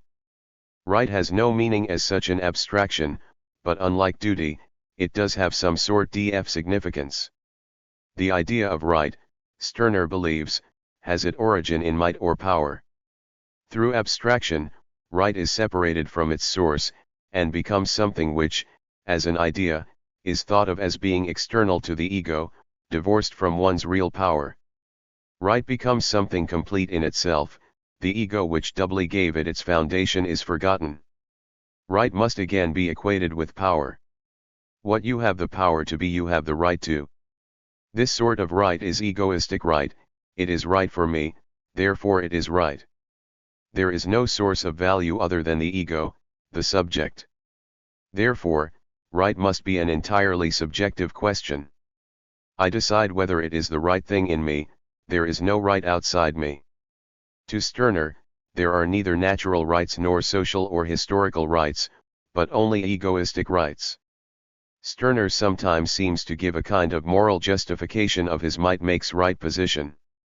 For example, he suggests that any external authority which might attempt on the basis of generalizations to judge one's needs will be unable to decide them as correctly as the unique individual.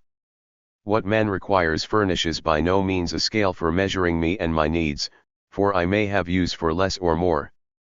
I must rather have so much as I am competent to appropriate. He appears in this passage to be appealing to a notion of the fairness of egoistic choice based on one's more extensive knowledge of his or her own needs. Yet if he admits any objective standard by which to judge these needs, it is obvious that in at least some cases, given human fallibility and capacity for self-deception, others will be in a better position to make an impartial and accurate assessment. However, he has no intention of following this line of reasoning. Needs are not to be determined by any objective criterion, but rather, as he states at the end of the passage, by power at the service of egoistic will. At this point the question should be raised as to whether Stirner's position should in fact be labeled nihilism, rather than ethical egoism. Patterson's recent study of Stirner takes nihilism as the most distinctive characteristic of his thought. As he writes, for the nihilistic egoist, nothing is to be believed or endured, apart from the unique individual himself, who is himself a nothingness. Furthermore, he suggests that it is incorrect to maintain that Stirner accepts any ethical position, presumably even ethical egoism. Since for Stirner moral obligations of any kind are no more than hollow verbal devices for dividing a man from his own best interests, he is an amoralist. Dealing with these contentions raises complex problems of interpretation and definition. It is true that Stirner rejects all values which are not created by the individual ego. As a result, he is irreconcilably opposed to moral codes. He is indeed an amoralist, since he refuses to take the moral point of view, which would entail objective obligations which would sometimes conflict with his egoistic interest as he defines it. Yet I think that in spite of his rejection of the moral standpoint of impartiality and objectivity, he is taking an ethical position, and accepting the validity of some sort of values. While the ego is in his view nothing, in the sense of nothing enduring, it is also everything, in the sense of being the source of all values. He believes that the values which are created by the ego are worthwhile, and thus it seems invalid to call him a nihilist, in the sense of one who lives in a world without value. It would seem that nihilism in the deepest sense would refer to the outlook of one who has felt all values dissolve, who feels that even the ego itself is without significance or worth. It is the ultimate despair or hopelessness. It is true that Stirner is a nihilist in the sense that he rejects all objective values. Yet much of his writing shows that his egoistic values perform for him the same function of giving meaning and direction to existence as do objective or transcendent values for others. What, it might be asked, is the result for society of Stirner's egoistic system of values? Considering the foundations of his ethical egoism, a plurality of egos governed only by their own wills, seeking their own welfare, ideally unfettered by concern for moral laws or for other individuals, having no duties and recognizing no right except power, the result is not surprising. In Stirner's opinion, society must become openly what it already is implicitly, a struggle for power, a war of all against all. As he advises, take hold, and take what you require. With this, the war of all against all is declared. I alone decide what I will have.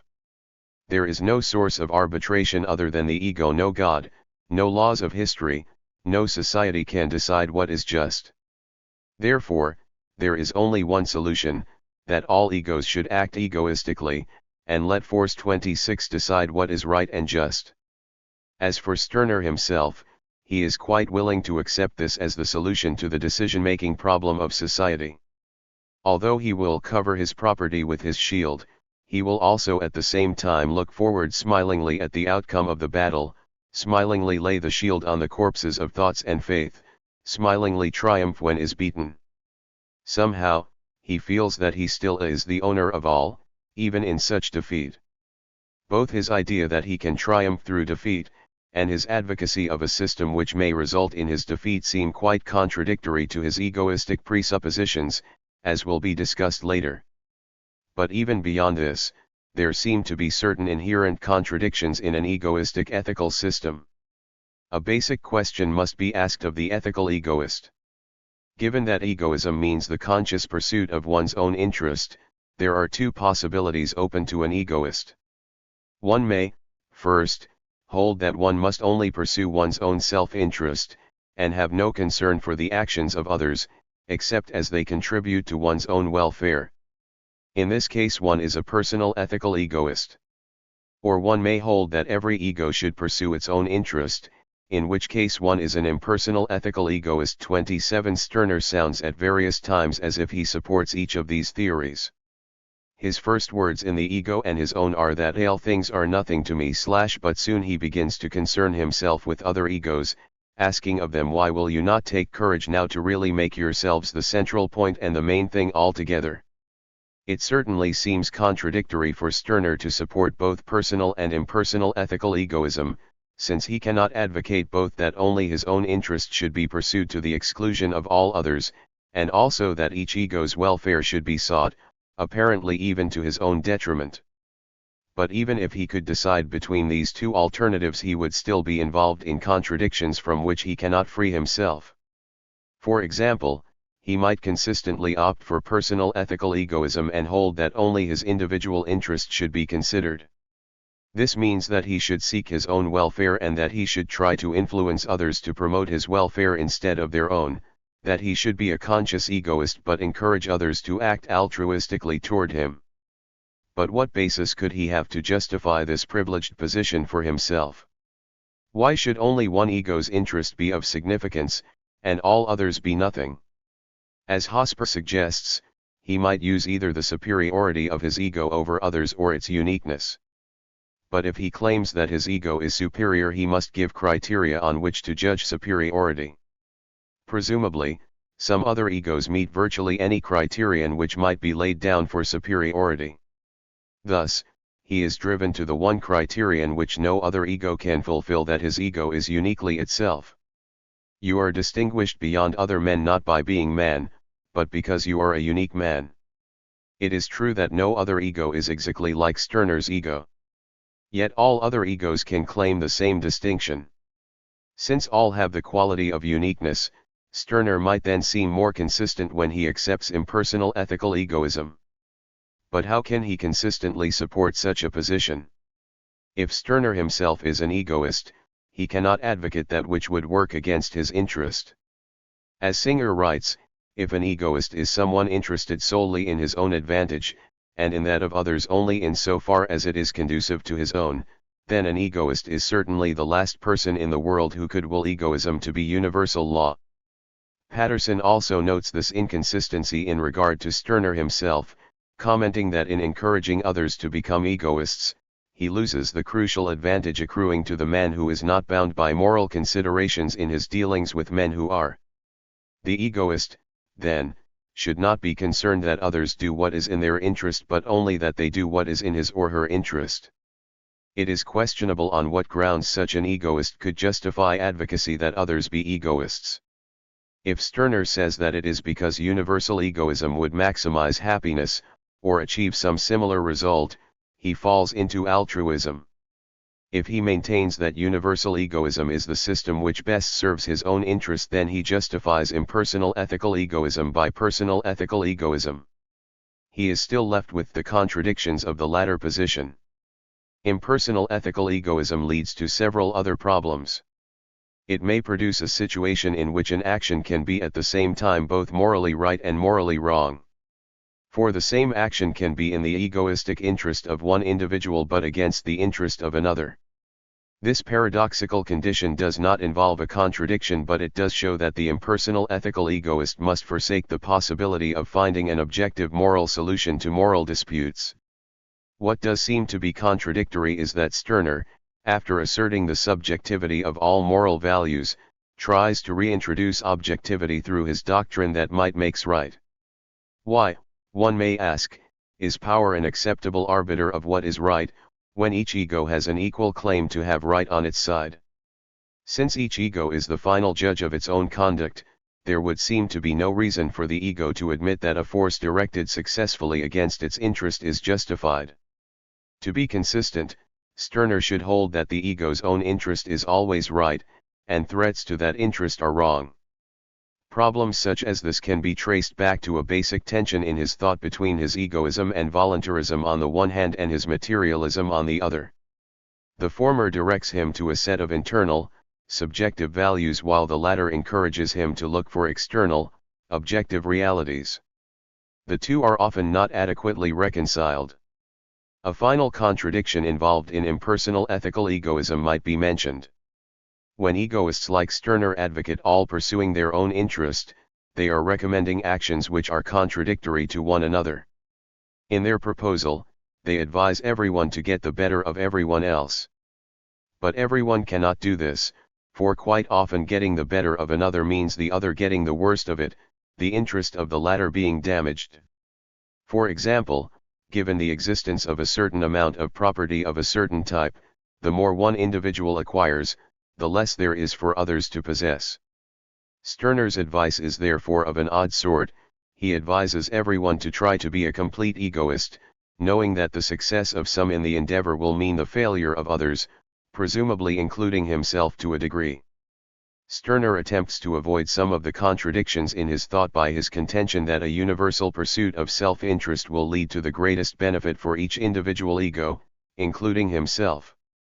This impersonal ethical egoism would again find its justification in personal ethical egoism, which is, again, subject to a number of objections.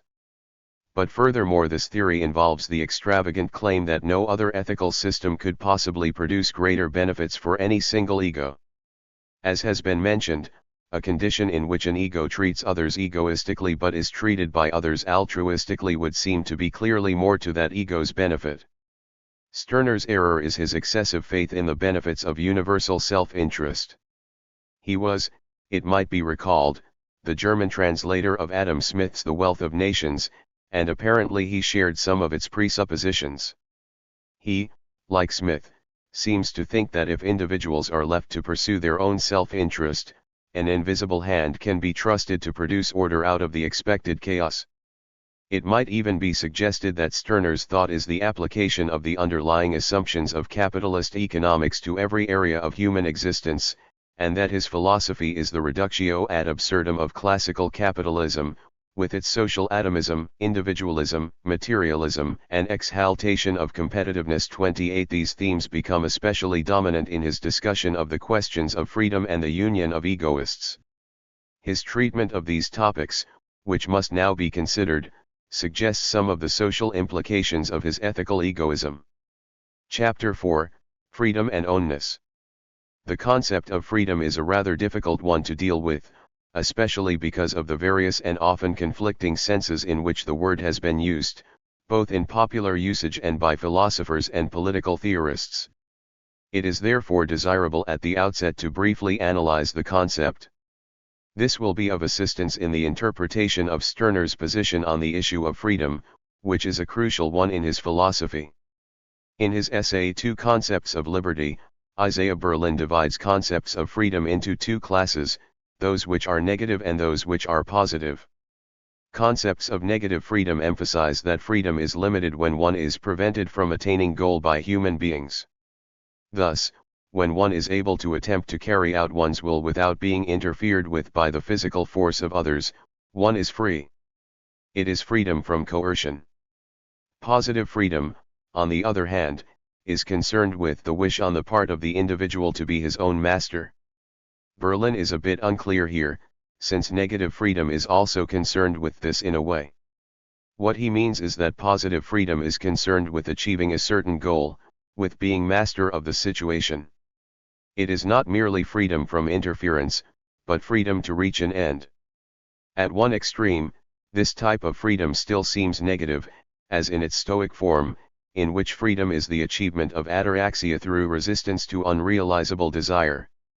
On the other hand, positive freedom has been transformed by modern liberal ideology into something more socially oriented, the achievement of social and economic goals such as education, economic welfare, and social privileges. 29 In political thought, positive freedom has been concerned with the notion of self-direction or self-control, but this has usually meant liberation by reason.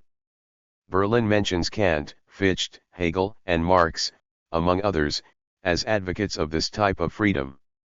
It might be added that positive definitions of freedom are evident when freedom is construed as adherence to tradition, as in conservative thought, or as participation in the authoritarian state, as in fascist ideology.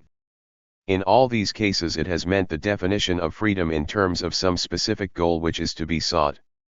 One who reaches the goal is declared free, one who fails to reach it is unfree. It is clear that neither the negative nor the positive doctrines of freedom, as they have been traditionally formulated, are adequate, if taken separately, as an account of the nature of freedom. Each points out an important element of freedom, but both overlook equally significant aspects of the problem. One is in a real sense unfree if one is suppressed by physical force, but is one really free merely because such force is diminished or removed? The removal of coercion does not assure that freedom will be anything more than a mere empty potentiality. Physical, social, economic, and intellectual barriers may still exist. Positive freedom in its modern liberal form validly signifies that one is free if one is able to reach a goal, that is, one is free to reach that goal. But in identifying freedom with particular specified goals, its theorists overlook a third sense of freedom in which it implies that the goals which are reached are self-determined. Furthermore, an emphasis on the positive side of freedom sometimes leads to the seeming contradiction of forcing people to be free. 30.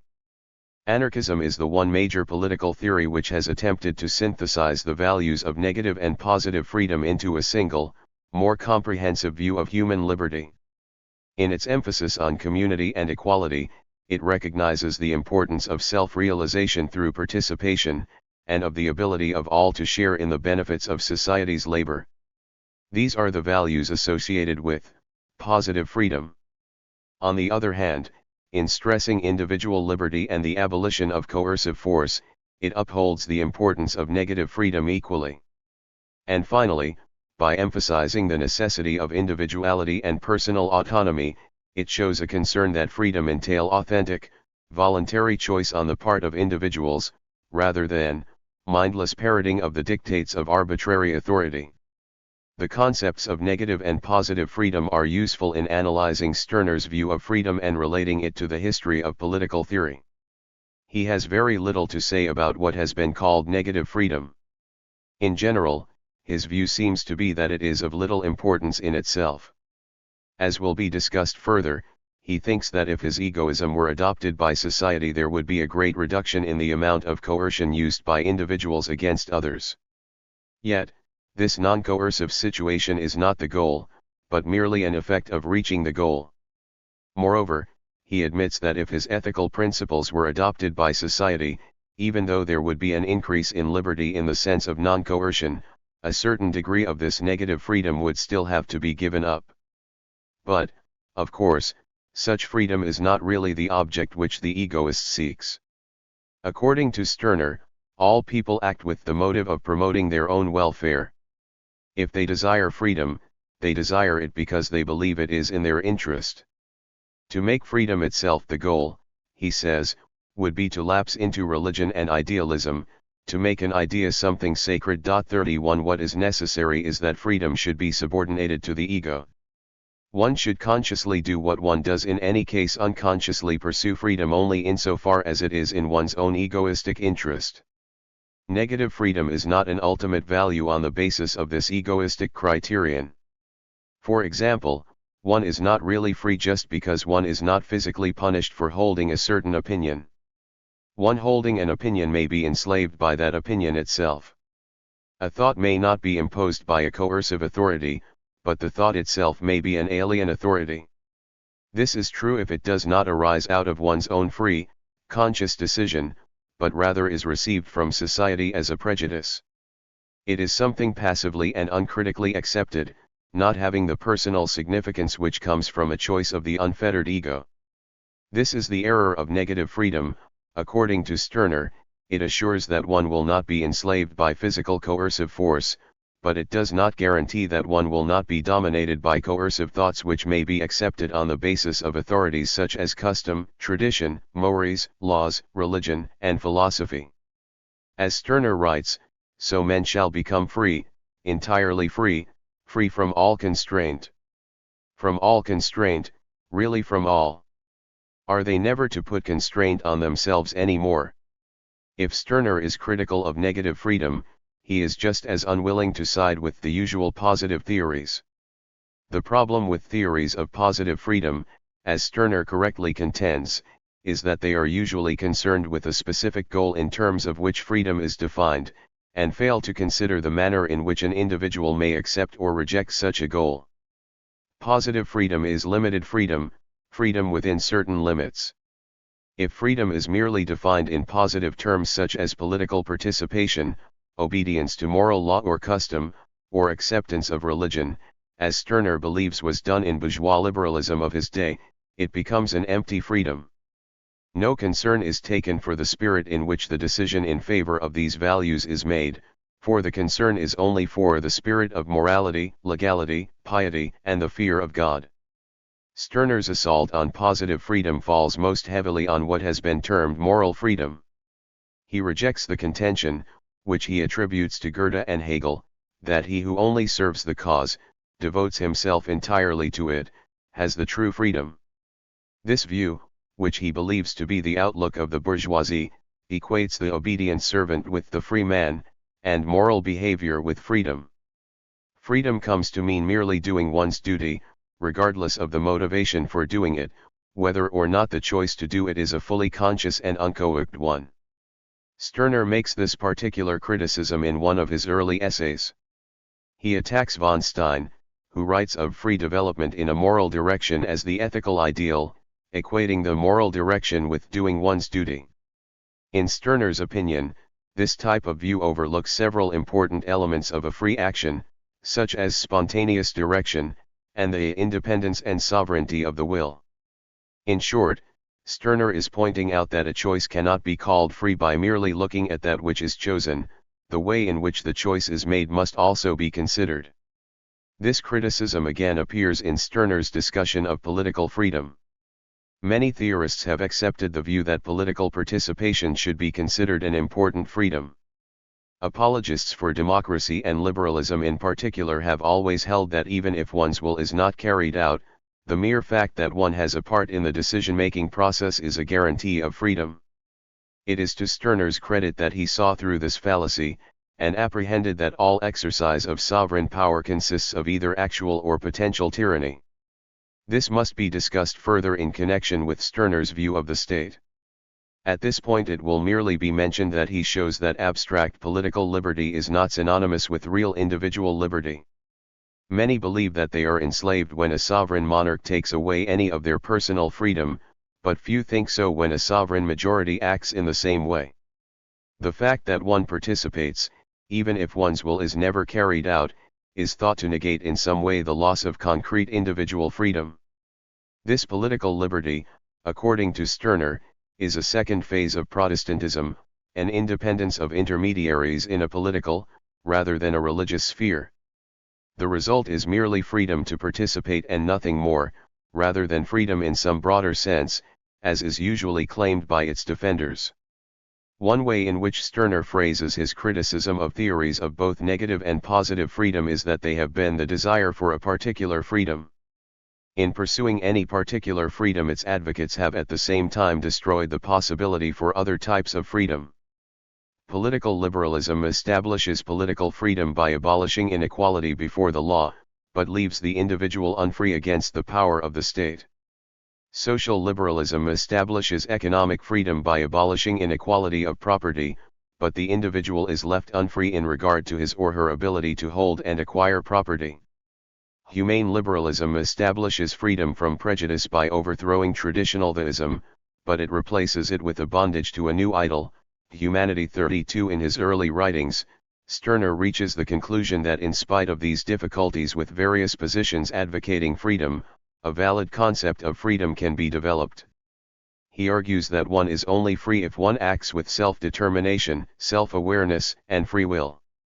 Unfortunately, he does not develop this point, and these criteria are left unexplained.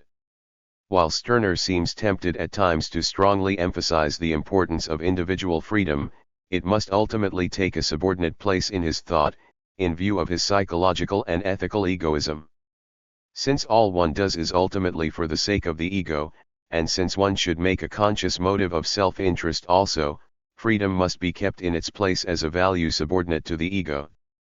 If not, it becomes another enslaving idea.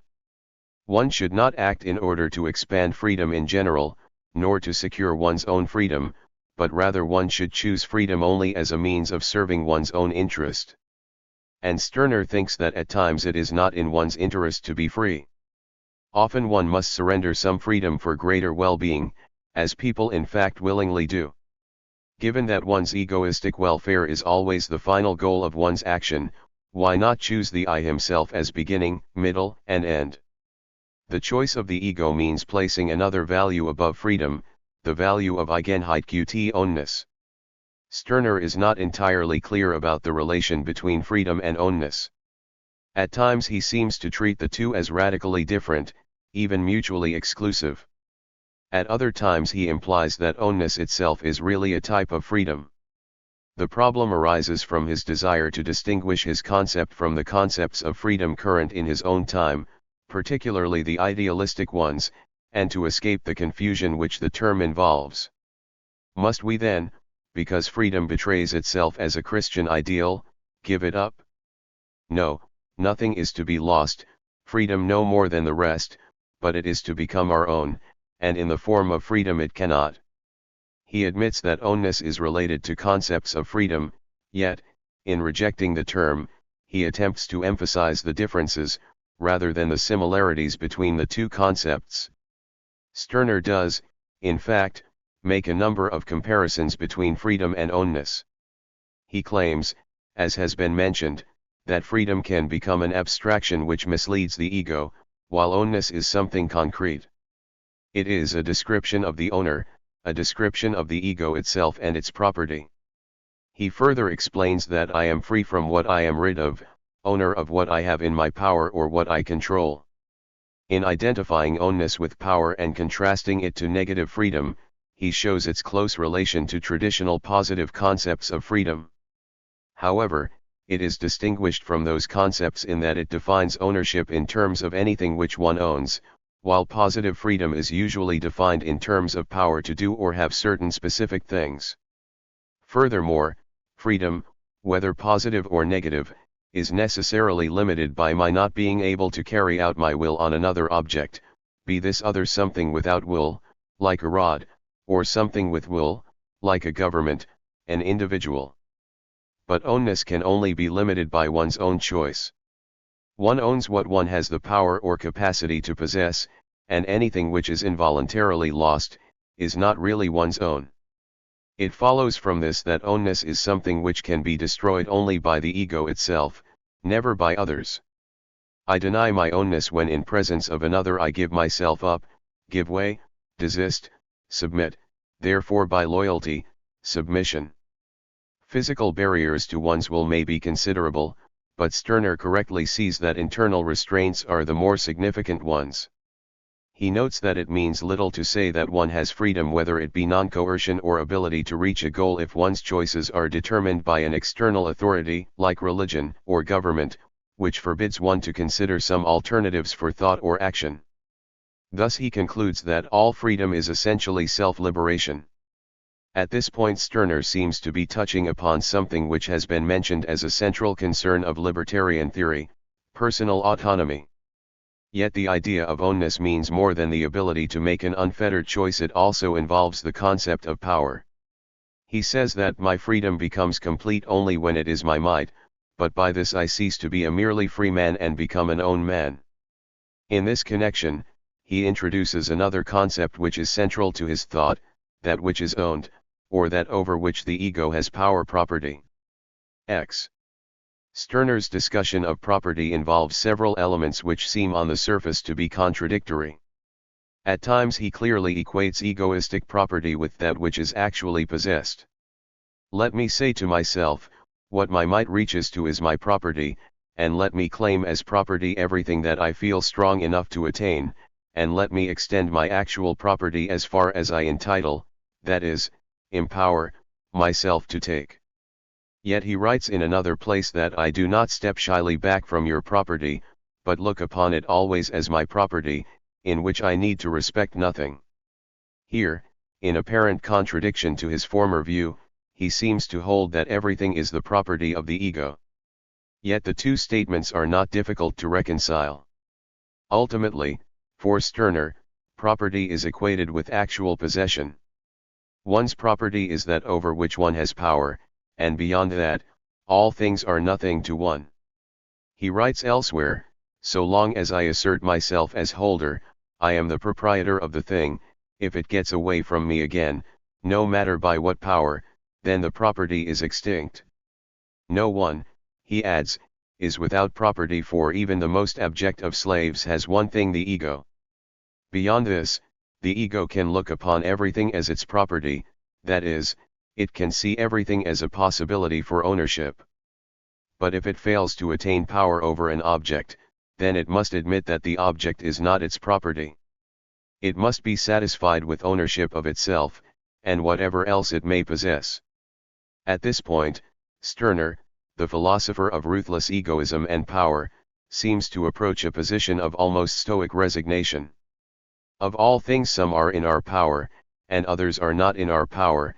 If you think that only your own belongs to you, and that what is another's is indeed another's, no harm can touch you, says Epictetus. I sacrifice only that which does not stand in my power, that is, I sacrifice nothing at all, says Stirner in the same spirit. It is this which puts the egoist in such a privileged position, since he or she will always have the one thing which is of most value to him or her, the self. The egoist can therefore take everything else lightly with humor, as Stirner puts it.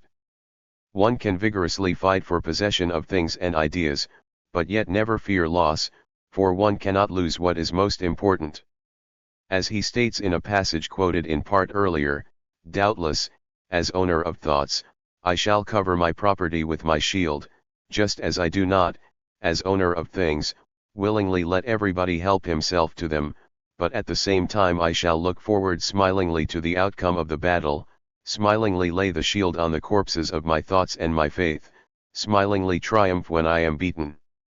This position certainly does have the advantage of protecting one from the vicissitudes of fortune, yet the price for this protection is considerable. It means that one cannot allow oneself to become deeply involved with either persons or things, that everything except one's own ego must be thought dispensable.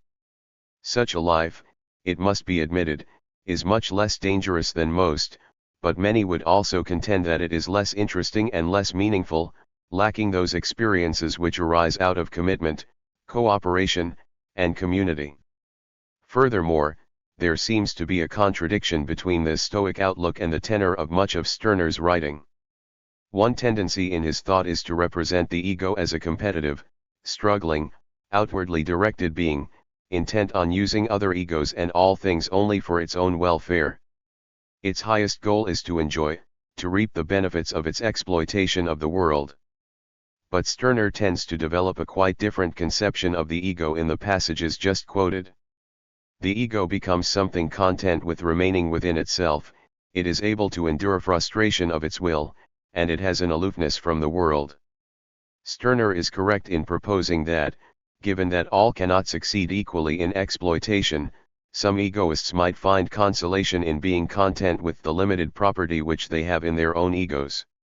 Yet the ease with which he thinks the egoist will be able to take such a standpoint seems to be a rationalization in view of the acquisitive nature which he usually attributes to the ego. In spite of these serious problems with Stirner's concept of ownness, and despite the fact that he wishes to distinguish sharply between that concept and the concept of freedom, his discussion on the matter has a considerable amount to contribute to a comprehensive theory of freedom. He points out an important aspect of freedom which must not be overlooked if all dimensions of the question are to be considered. Concepts of negative freedom stress the important fact that absence of coercion is a significant part of freedom. Some concepts of positive freedom emphasize the equally important consideration that one cannot be free unless one has the ability to obtain certain things which are required for a complete, fully human life. Stirner hints at a third aspect of freedom which is related closely to both of the others. This is freedom as the ability to act out of truly free choice. It is negative in that it requires that no one authority claim a privileged position as an unquestioned source of truth. and it is positive since it is not a mere absence of external control, but can exist only through a positive ability on the part of the individual to make meaningful, critical, unprejudiced decisions. 33. It might be observed that Stirner's application of this principle defeats its purpose, since he seems to have a preconceived idea of what an unprejudiced decision must be, a decision on behalf of a mythical true, egoistic interest. Yet for one who rejects Stirner's extreme egoism, his thoughts on this matter are useful in shedding light on an important element of the concept of freedom, even if these implications were not seen fully by Stirner himself. Chapter V, State, Society, and the Union of Egoists. Through his concept of ownness, Stirner attempts to establish an egoistic theory of the relation between the ego and the other. In doing so, he implies that his egoism is a philosophy which has consequences not merely at the level of the single individual, but also at the social level, in the realm of interaction between egos. Although he does not go to any great lengths to construct an egoistic social theory, he does give some hints about what one should entail, and he presents some general criticisms of the existing social system. He attacks above all the modern concept of the state and the theory of sovereignty, which has been used to justify the state's existence. To some degree he also criticizes the society in which such a state develops, though his distinction between state and society is not very marked. On the positive side, he goes only so far as to vaguely sketch his proposals for an alternative society in which the existing state and society would be replaced by a more openly egoistic arrangement. It is the state, above all, that bears the brunt of Stirner's attack. He observes that the state has grown into such a vast, ubiquitous entity that many are led to accept it without question. An element in one's environment, no matter how artificial, can become so pervasive that its presence is accepted as an unalterable fact of nature. So, says Stirner, is the case with the state. But it has achieved even more than acceptance, he notes, it has become a fixed idea, an idea which is sacred and not open to question. He urges that we should not only stop idolizing the state, but also bring into question its very existence. Stirner finds that the theory of the state comes into direct conflict with his own set of values. He says that the bourgeois concept of the state makes the state itself the true individual, and gives the ego an existence only as a part of the state. This, of course, is the reverse of his own doctrine, which sees the individual ego as the only ultimate reality. The bourgeois state, he says, places the general interest above all, and abolishes the individual egoistic interest which he sees as the only real one. While he holds that only the particular is in any way real, the acceptance of the state means placing the individual under a generality. Theories of the state demand that the state be accepted as an organism of which the individual is a part. But the ego is the only true organism, and the acceptance of the organic state destroys the real organic individual. Its condition as a natural growth, its organism, demands that my nature do not grow freely, but be cut to fit it. In consequence of these basic conflicts between Stirner's outlook and the implication of statism, he comes to see the state as the embodiment of all he abhors. The state is an enemy and murderer of ownness, since it denies priority to the ego and its property, giving itself ultimate power and ownership. It is a spirit that would be adored in spirit and in truth, since it claims independence from and superiority to the ego, and demands its allegiance. And it exerts moral influence, dominates my spirit, drives away my ego to put itself in its place as my true ego, since it really aims at the annihilation of the moral individuality of the ego and the absorption of the ego into itself. In his attack upon the state, Stirner enters into a criticism of its ultimate theoretical foundation, the theory of sovereignty. This theory maintains that in every state there is a supreme law-making power, and that only the sovereign, the exerciser of this power, can put limitations on the use of it in making laws. As Bodin, the originator of the modern theory of sovereignty, writes, only he is sovereign who, after God, acknowledges no one greater than himself. Whatever physical limitations may restrain the sovereign, legally it is omnipotent. Stirner sees a conflict here with his own views. Sovereignty means that one will be given a status of superiority over all others, that all are expected to subordinate their wills to the sovereign's. But for Stirner, every will has a claim to sovereignty. Nothing is forbidden, and there are no sacred things over which the egoistic will cannot attempt to gain power. The state and sovereignty can only exist if one will is looked upon as the only legitimate one. States last only so long as there is a ruling will, and this will is looked upon as tantamount to the own will. But there is no basis for placing any will in this privileged position. Such a condition can exist only if the subject ego allows itself to be convinced that there is a sovereign power to which it owes allegiance. The question of the nature of the sovereign will raises some important questions for Stirner. Theorists of sovereignty write as if there were some will of the state which can be distinguished from the will of those constituting or controlling the state. Radical political theory, in both its Marxist and anarchist forms, has usually called into question this abstract idea of will. Stirner, who claims to reduce all abstractions to their underlying material reality, would be expected to do likewise. Yet, as Marx pointed out, he allows the abstraction of the state to stand, even if he retains it only as an object of attack. He is correct in showing that the state depends on the existence of a ruling will, but he fails to understand fully that this will is not the will of some independent entity known as the state, but rather that of those who are in control of state power. Stirner often seems oblivious to the fact that the state is used to protect the interests of certain groups in society and to exploit others. The state has an interest only in being itself rich.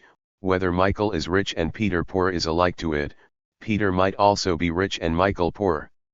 It looks on indifferently as one grows poor and the other rich, unruffled by this alternation. As individuals they are really equal before its face. Through property, with which it rewards the individuals, it tames them, but this remains its property, and every one has the usufruct of it so long as he bears in himself the ego of the state. In such passages Stirner produces a mirror image of the classical liberal state. Instead of a neutrally protective state, it is a neutrally exploitative one. But in neither case is there a recognition of the state as a tool for the domination of some by others. In his discussion of economic classes, Stirner seems to have some awareness of the function of the state in economic exploitation, although he never develops a fully critical perspective on the issue. He notes that the bourgeoisie developed itself in the struggle against the privileged classes, yet he ignores the economic element in bourgeois ideology.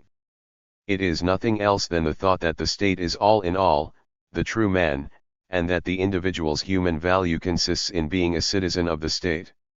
Yet we know that the bourgeois citizen has no trouble in seeing the authoritarian nature of proletarian states, and is somehow blind only to the faults of states which defend his or her own class interests. At one point Stirner seems to recognize fully the class basis of the state. He remarks that the class of laborers remains a power hostile to the state, this state of possessors, this citizen kingship. Its principle, labor, is not recognized as to its value, it is exploited, a spoil of the possessors, the enemy. The state rests on the slavery of labor. If labor becomes free, the state is lost. Paradoxically, Stirner shifts in this passage from his usual neglect of the economic basis of the state to a position which gives it an entirely economic foundation. He must therefore be credited with having some insight of the class basis for the state, although he fails to integrate this insight into his overall view of the state. Furthermore, he never takes the final step, which is made in later anarchist theory, to the analysis of the state as a mechanism for numerous kinds of domination, including not only economic, but also social, racial, religious, sexual, and generational forms. In his discussion of sovereignty, Stirner correctly recognizes its basis in coercion.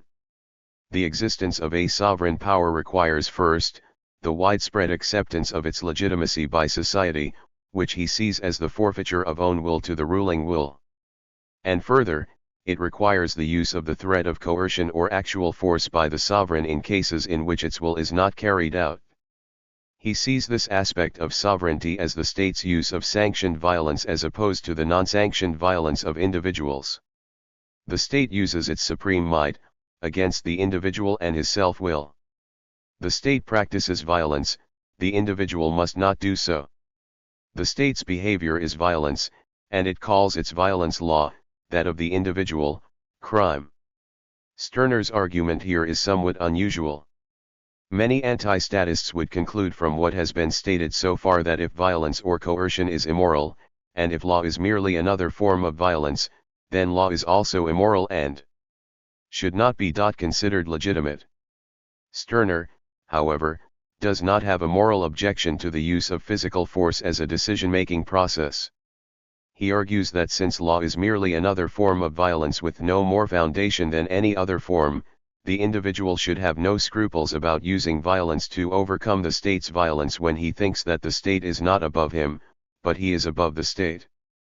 Defenders of the theory of sovereignty have usually either been unaware of the weaknesses of their position or else have resorted to mystical defenses like theories of divine right. Some, however, have seen the inconsistencies in the theory, and have attempted to formulate a more solid defense. Such defenses sometimes consist in an effort to show that sovereignty rests ultimately on consent, and is therefore not a mere rationalization for brute force. The most common arguments of this type are based on theories of the social contract and democracy. One significant part of Stirner's thought is his suggestion of how to deal with these arguments. Stirner points out that if one were so generous as to grant the social contract theories that the members of society actually have in some way entered into a contract, the conclusion that they are enslaved would still not be avoided. A society which rejects slavery will necessarily reject the procedure of one selling oneself into slavery. If one were even to conceive the case that every individual in the people had expressed the same will, and hereby a complete collective will had come into being, the matter would still remain the same. Would I not be bound today and henceforth to my will of yesterday? My will would in this case be frozen. Wretched stability. My creature, to wit, a particular expression of will, would have become my commander. Thus the state makes one at best a bondsman of himself. If this argument is applied to the theory that a real or fictitious contract by one generation is binding on all the members of a later generation, the result is even more conclusive. And if the principle of contract is recognized as the most justified method of decision-making, contract should not be the mechanism for only one original decision, but should be used in all the ongoing processes in which decisions must be made. Democratic theory attempts to justify sovereignty on grounds similar to those of social contract theory. It holds that since all have a voice in deciding an issue, all should be willing to obey the decision, whatever it may be. Laws are binding on all, the argument goes, for laws are made by all. But, as Stirner realized, the majority is not equivalent to all. In a democracy, the sovereign is not everyone, but the majority which has the state apparatus, or government, under its control. An individual whose will does not correspond to that of the majority is in the same position as one whose will differs from the king's in a monarchy. Stirner discusses this subject in his attack on Edgar Bauer, who writes in the Liberalen Bestrafungen that in the free state there is no government. Stirner replies that this surely means that the people, when it is the sovereign, does not let itself be conducted by a superior authority. Is it perchance different in absolute monarchy? Is there for the sovereign, perchance, a government standing over him? There can in fact be no free state, for the foundation of the state is sovereignty, and the meaning of sovereignty is domination. Most of what Stirner says of the state he believes to apply equally to society as a whole. He does not attempt to distinguish clearly between the two, and holds that both share certain essential properties. Had he seen the state as the political organization of society, and analyzed carefully the ways in which it differs from other kinds of social organization, he might have had a higher view of society. But by attributing the same qualities to both, he is forced to deny the possibility of the reform of society. It becomes the object of all the criticisms which he made of the state, and he therefore must advocate its overthrow also.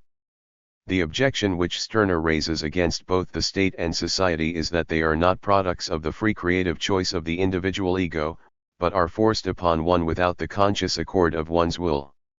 Our societies and states are without our making them, are united without our uniting, are predestined and established, or have an independent standing of their own, are indissolubly established against us egoists.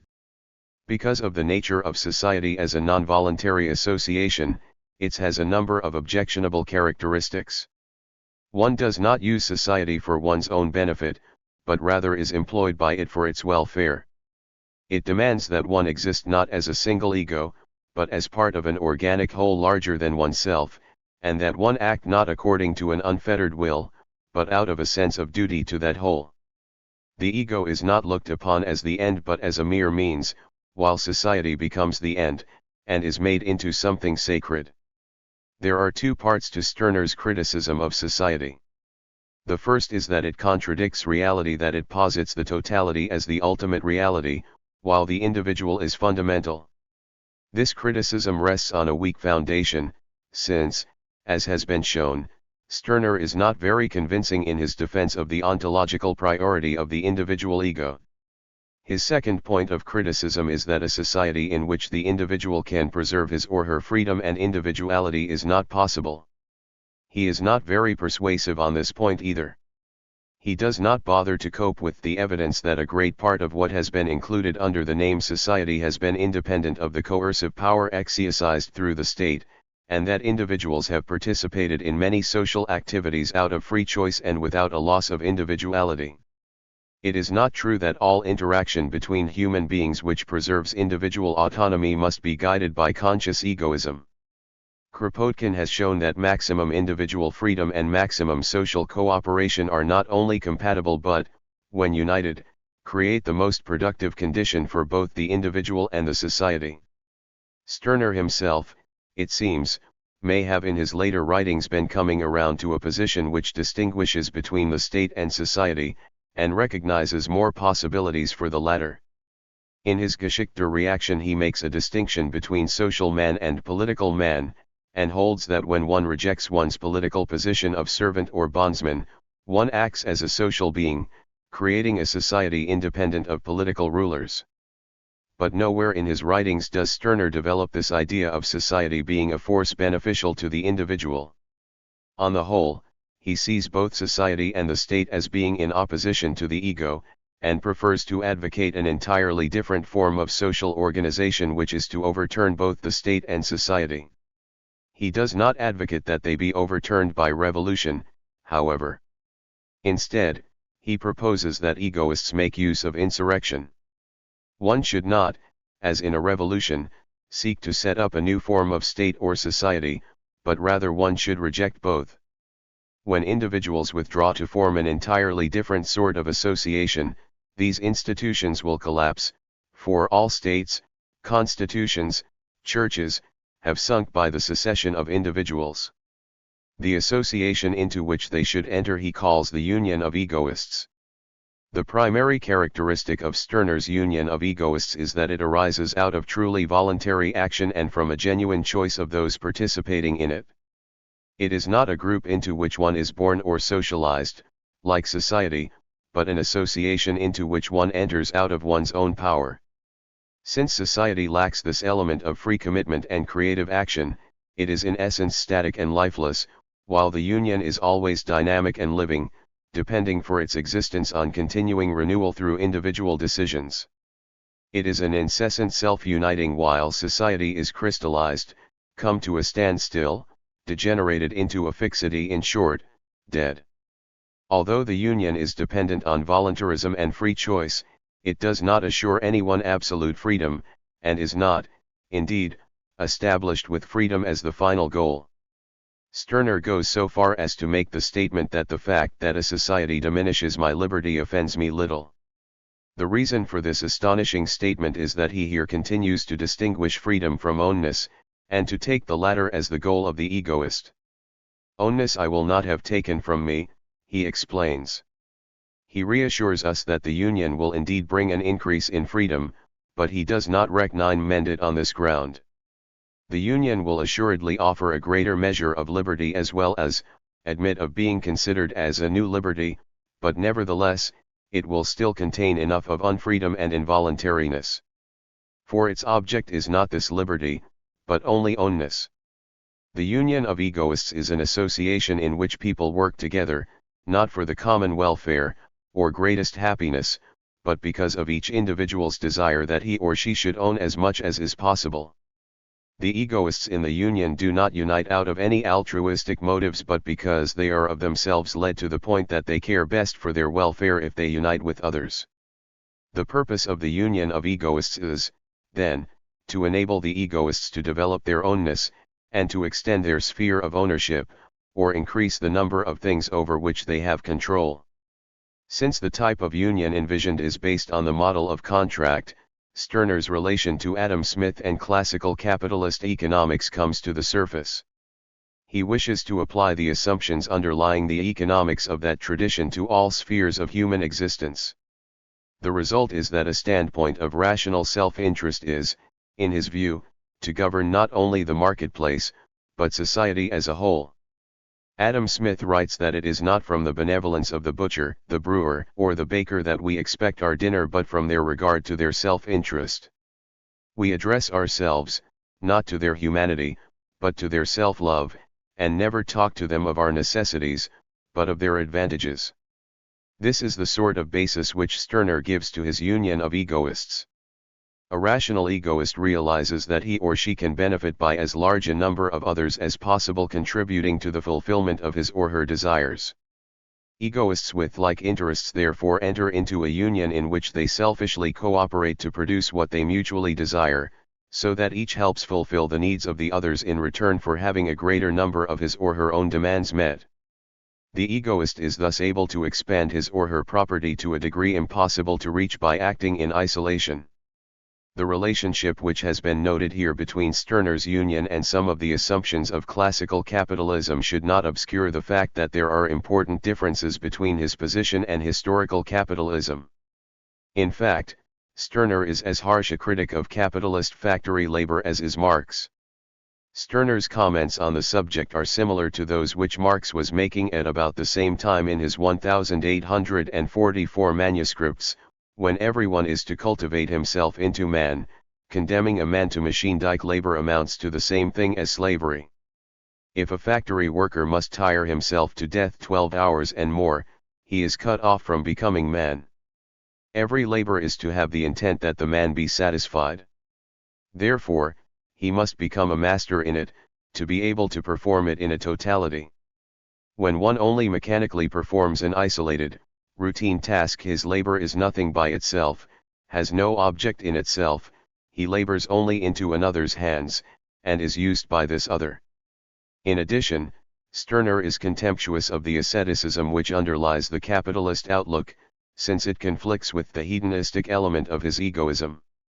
Restless acquisition does not let us take breath, take a calm enjoyment, we do not get the comfort of our possessions. Under capitalist competition, labors claim all our time and toil. Furthermore, he notes that under capitalism, there is only an illusion of free competition. The individual usually finds that the means by which one can successfully compete are monopolized by a few. The sacredness of private property is used to prevent the less advantaged from improving their position.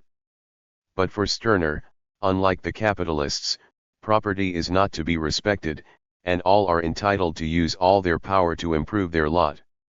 He replaces capitalist competition with unrestrained egoistic competition. In such a situation, an opposition is set up, but it is an opposition which is productive rather than destructive to those opposing one another. An egoist meets another as an I against a you, altogether different from me and in opposition to me. But the opposition of uniques is unlike other oppositions, since it implies nothing divisive or hostile. Those in opposition meet out of neither love nor hatred, but from the cold calculation by each that a union would serve his or her interest. Stirner explicitly calls such a union a type of contract. In discussing this contractual relationship, he says that it is an arrangement in which the egoist loses nothing. I sacrifice only that which does not stand in my power, that is, I sacrifice nothing at all. Stirner's frequent over-optimism about egoism again comes out here. It is true that an egoist will not enter into a contract unless what is received is desired or needed more than what is surrendered. But this will only mean that nothing is sacrificed in a situation in which both parties are in an equal bargaining position. He recognizes that this condition is illusory under capitalism, but he has no reason to believe that it will exist under the union of egoists either. Presumably people will have advantages and disadvantages arising from differences in, for example, skills, capacities, and even luck. In a non-egoistic society people might superstitiously believe that they ought to make arrangements to assist those who are disadvantaged by such conditions beyond their control. Furthermore, they might even feel a duty to abide by the arrangements when it is not in their own egoistic interest. Under the union of egoists, on the other hand, such disadvantages are looked upon as an opportunity for exploitation and personal gain. Contracts will, of necessity, still be made, but they will certainly involve sacrifice on the part of some. A great deal can be learned about Stirner's concept of the union from his discussion of love as a kind of egoistic relationship. As has been mentioned, he contends that all activities are egoistic, although the self-interested element may be either conscious or unconscious. He interprets love this way. Unselfish mystical, or romantic love is, beneath the surface, selfish, but it is blind and crazy because it is compulsive. One has no power to cast it aside in those cases in which it is not in one's best egoistic interest. Stirner wants nothing to do with such love. Instead he wishes to have an openly selfish relation, the contractual relationship of egoistic union. In one of the most pathetic passages of the ego and his own he explains why, and he no doubt tells us something about the experience which underlies his own egoism. I would rather be referred to men's selfishness than to their kindnesses, their mercy, pity, etc. The former demands reciprocity, does nothing gratis, and may be won and bought. But with what shall I obtain the kindness? It is a matter of chance whether I am at the time having to do with a loving person. The affection at one's service can be had only by begging, be it by my lamentable appearance, by my need of help, my misery, my suffering. What can I offer for his assistance? Nothing. I must accept it as a present. Stirner feels helpless when faced with the uncertainties of relying on human social instincts. He therefore looks instead to the security found in the contractual relationship of the egoistic union. According to Stirner, all egoists would benefit by forming egoistic unions. He claims that all will have property under the union. He believes that it is only respect for property, the idea that property is in some way sacred, that enables some to have property while others are without it. Unions, he says, will multiply the individual's means and secure his assailed property. Since all have capacities of some type, they can, through union or contract, use these capacities to obtain property. As a consequence of this wider dispersion of property, poverty will disappear under the system of unions. Stirner seems to think, no doubt correctly, that it is impossible for the rich to maintain great inequality of wealth without the masses being convinced of the sacredness of property. If the poor free themselves of such illusions, they will see that they have the power to redistribute wealth, and will do so. 34 He recommends that workers who are dissatisfied with their wages use compulsion to change their situation. The laborers who ask for higher pay are treated as criminals as soon as they want to compel it. What are they to do? Without compulsion they don't get it, and in compulsion the state sees a self-help, a determination of price by the ego, a genuine, free realization of value from his property, which it cannot admit of. The workers, he contends, can achieve more equal compensation if they use such compulsion. He advises them to band together and refuse as a group to work unless they are paid to their satisfaction. And on the subject of strike breaking, the egoist sounds like a proto-wobbly. If one puts in an appearance who takes less, then let him beware of us. He is confident that through such egoistic unions, workers can protect their interest. Stirner's treatment of this subject lends support to the view that his union of egoists would encourage the use of violence to settle disputes. This seems to be indicated even more strongly by his views on the subjects of crime and punishment. Like all anarchists, he holds that what the state calls crime is not always an action which is an injury to innocent victims, but often rather an action which is a threat to the power of the state and those who control it. Most anarchists wish, however, to retain the concept of crime as an injury to both individuals and to the community as a whole, which should therefore be a concern of all members of the community. Stirner, however, rejects this concept, and accepts a purely personal interpretation of crime. He ridicules the idea that he should denounce a crime which did not cause the slightest damage either to me or to any of those in whom I take an interest. In fact, he goes so far as to propose the replacement of punishment entirely by satisfaction, or blatant retaliation against those who act in ways disapproved by the egoist. If one does to us what we will not put up with, we break his power and bring our own to bear, we satisfy ourselves on him, and do not fall into the folly of wanting to satisfy right. This passage presents Stirner's egoism at its ugliest, and reveals the authoritarian consciousness on which it is based. Furthermore, in his view of crime and punishment, he again ignores the fact that his supposedly sovereign ego is a thoroughly social product, and inseparable part of a larger whole. Though he may take an interest according to his egoistic whim, the interest of the individual, in any way that that term might objectively be defined, is affected by actions of all members of society. In spite of the intimations of the necessity for violent action, Stirner holds that violence would not be widespread under his union of egoists. He contends that as people become more conscious of their egoism, they will see that it is more to their benefit to make peaceful agreements through contract than to clash in violence. He claims that the result would be a condition of nonviolent opposition between egoists. A serious objection to this contention concerns Stirner's consistency in depicting the nature of the egoist. If the egoists regard only their own respective interests, they could be expected to resort to violence whenever such a tactic had a good chance of succeeding. It would seem that those egoists who feel that the contractual arrangement of society does not benefit them most would always be ready to change it by force, since they are not possessed by any delusions like concern for the welfare of the community. Furthermore, it is questionable whether an egoist, as described by Stirner, would choose the contractual society at all.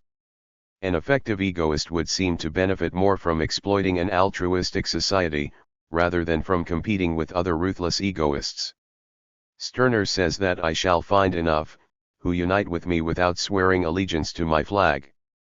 But if an egoist really has no interest in the welfare of others, it would seem advantageous for such an egoist to have as many as possible subject themselves to him or her. An extreme egoist should never be an anarchist of any sort, since one's greatest success would be in utilizing the state, if one could achieve a position in which one could exercise political power for one's own ends. This is certainly true if, as Oppenheimer contends, the main function of the state is to give to a special interest power which it could not achieve through either voluntary cooperation or free competition. 35 The theory of sovereignty appears to be ideally suited for the use of the egoist. The union of egoists therefore seems to conflict with Stirner's egoism itself. That system seems to be designed to best fill the demands of all the members in society, whilst not necessarily being the system which will benefit any single egoist most. Yet, according to Stirner's ethics, that own single interest is all the individual should can consider in making decisions. The shrewdest, egoists would then be led by Stirner's own principles to reject the union. Stirner himself, it appears, began in his later writings to modify his conception of the union of egoists. There he emphasizes the artificial, calculating, nature of the union, and interprets a number of relationships which exist not on paper but rather in life as forms of egoistic union. He gives as examples the companionship of children at play, and the relationship between friends or lovers. His explanation of why such unions are egoistic because those participating in them unite not out of self-sacrifice, but because they expect pleasure seems totally inadequate. But beneath the surface there seems to be a faint awareness that there is in such relations a quality which makes them a model for all social relationships. What Stirner failed to apprehend was that this quality is not egoism, which is probably not present at all, but the quality of free and spontaneous cooperation or mutuality. Chapter 6, Stirner and Anarchism. As was mentioned at the beginning of this essay, Stirner's greatest historical importance lies in his influence on anarchist thought. This final chapter will be concerned with a brief investigation of Stirner's relationship to anarchism, and with the fundamental question of whether it is correct to label him an anarchist. Stirner has often been looked upon as the first major theorist of individualist anarchism. In this connection he has received considerable attention in studies of anarchist thought. Woodcock includes him among 6 anarchist thinkers to whom he devotes an entire chapter in his History of Anarchism. 36 Garin in Anarchism, From Theory to Practice treats him as a major figure in anarchist theory in his chapter on the basic idea of anarchism. 37 Runkle's Anarchism, Old and New contains numerous references to Stirner as a theorist of the old anarchism. 38 He is one of the 6 writers whose works are included as classics of anarchist thought in Schatz's essential works of Anarchism. 39 And several selections from his writings are included in Krimmerman and Perry's anthology Patterns of Anarchy. 40 Finally, and most notably, Martin's Men Against the State presents abundant evidence of Stirner's influence on American individualist anarchism, and includes an entire section of Stirnerism and the Tucker Associates. 41 In spite of the considerable literature linking Stirner with anarchism, some writers have rejected the validity of this connection. Fleischmann, for example, holds that Stirner is not an anarchist. His grounds for this position are, however, quite flimsy. He seems to think that anarchists are people who totally reject society, and that since Stirner advocates a union of egoists, he is therefore not really an anarchist. 42 Presumably a true anarchist would be more individualistic than Stirner. A more serious criticism of the view that Stirner is an anarchist is attempted by Patterson, who devotes an entire chapter of his study of Stirner to the topic of Stirner and the anarchists. While he admits that Stirner and his book are more widely known among students of anarchist theory than among any other group of serious students. 43 He maintains, first, that anarchism has not been influenced to any considerable degree by Stirner, and, secondly, that Stirner should not be considered an anarchist at all, since he disagrees with anarchism on many important issues. Both of these contentions should be considered carefully. First, Patterson's claim that Stirner has not influenced historical anarchism is not supported by the facts. Individualist anarchism, to the contrary, has been greatly affected by his thought. Patterson contends that Tucker, for example, did not really follow Stirner, and differs from the latter on key issues. Tucker, he says, argues for respect for rights, equal freedom and keeping of contracts, and is, unlike Stirner, a moralist and a social reformer. 44 Patterson is not convincing on this point.